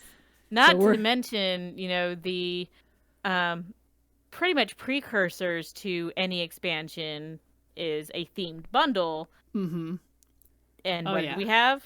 Dragons. Yep. Well, we can't even see what the bundle is yet. It's encrypted, but there is some spell effects and mount effects and things that are Emerald Dream related. There is one, the expansion mount. Yeah, that's what I'm talking about. I do believe it's a type of dragon. Title for it is that Emerald Drake. Yeah, it says Emerald Dragon something. I don't remember. I'd have to pull it up. Yeah, something like that. But it's dragon related.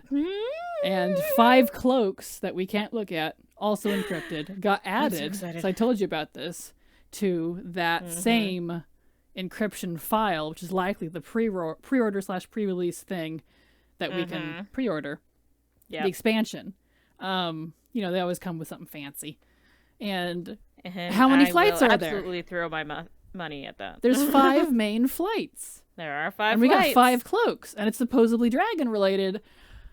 Are we gonna get dragon wings, baby? I want dragon wings. I want dragon wings. Now, of course, we can all be totally wrong, but I'm trying to feel like as many data mine things. Like, if they didn't have the data mine encryption stuff, I'd be like, it's totally up in the air, you know? But leaks tend to have an origin, a speck of relative truth. Look at the leaks for Shadowlands. Some of them were even as wild as people being ferried with Jaina's boat by their souls on the docks of Stormwind. Okay, but that was death. That was still dealing with death, and what did we get? A death-themed expansion. So we might, you know, it might not be called the Dragonflight expansion, but I would be pretty impressed if we didn't have anything about dragons in it, with all this stuff pointing to it. So I'm super stoked for Tuesday. That's all I gotta say. And frankly, oh my God, like, I don't even care what the next expansion is, honestly. Like, I'm just excited, period. It's a new expansion, you know? I'm always excited for new shit. We normally know already, but because we couldn't have a BlizzCon, and they didn't do BlizzCon Line this year, like they did the previous for Shadowlands or whatever. Yeah, we've been in the dark for longer than normal. But it has given them more time, so I'm very I hope they've been able to use that time wisely. I hope so too. And someone had pointed out, well, if it's dragon themed and there's 5 aspects, there's 5 flights, do you think they'll do a covenant thing? And I'm like, I kind of hope not. Yeah, I kind of hope not. How about some allied races? Ha. Yeah, you just want that dragon race. Oh my God, I want it so bad. I know. If y'all don't know what we're talking about, go look at the very first podcast episode we did, which was nerding about one of the leaks, which I thought was the most fun leak of all the leaks I've seen this far. I agree. And, yeah. So. I want that. It was the 10.0 leak. But, because I don't really jump on the leak scene. Like, I glance over, I'm like, oh, that's neat. But, you know, you kind of got to take it with a grain of salt. It's a leak. So. Yeah. It's definitely not going to be what I want it to be, but it'll be something cool, and I'm excited. Yeah, exactly. I'm looking forward to it either way, whether it is or isn't about dragons. Just exactly. There's some themes that have been recurring in a pattern, and I'm curious to see if it'll stick to it. Even if it's not dragons, it's bringing back the Scourge, which is a very nostalgic thing for me. So I'm maybe we'll see. I don't know if at least a little bit. I don't know if that's just a 925 thing or if that's because 925 is not out yet.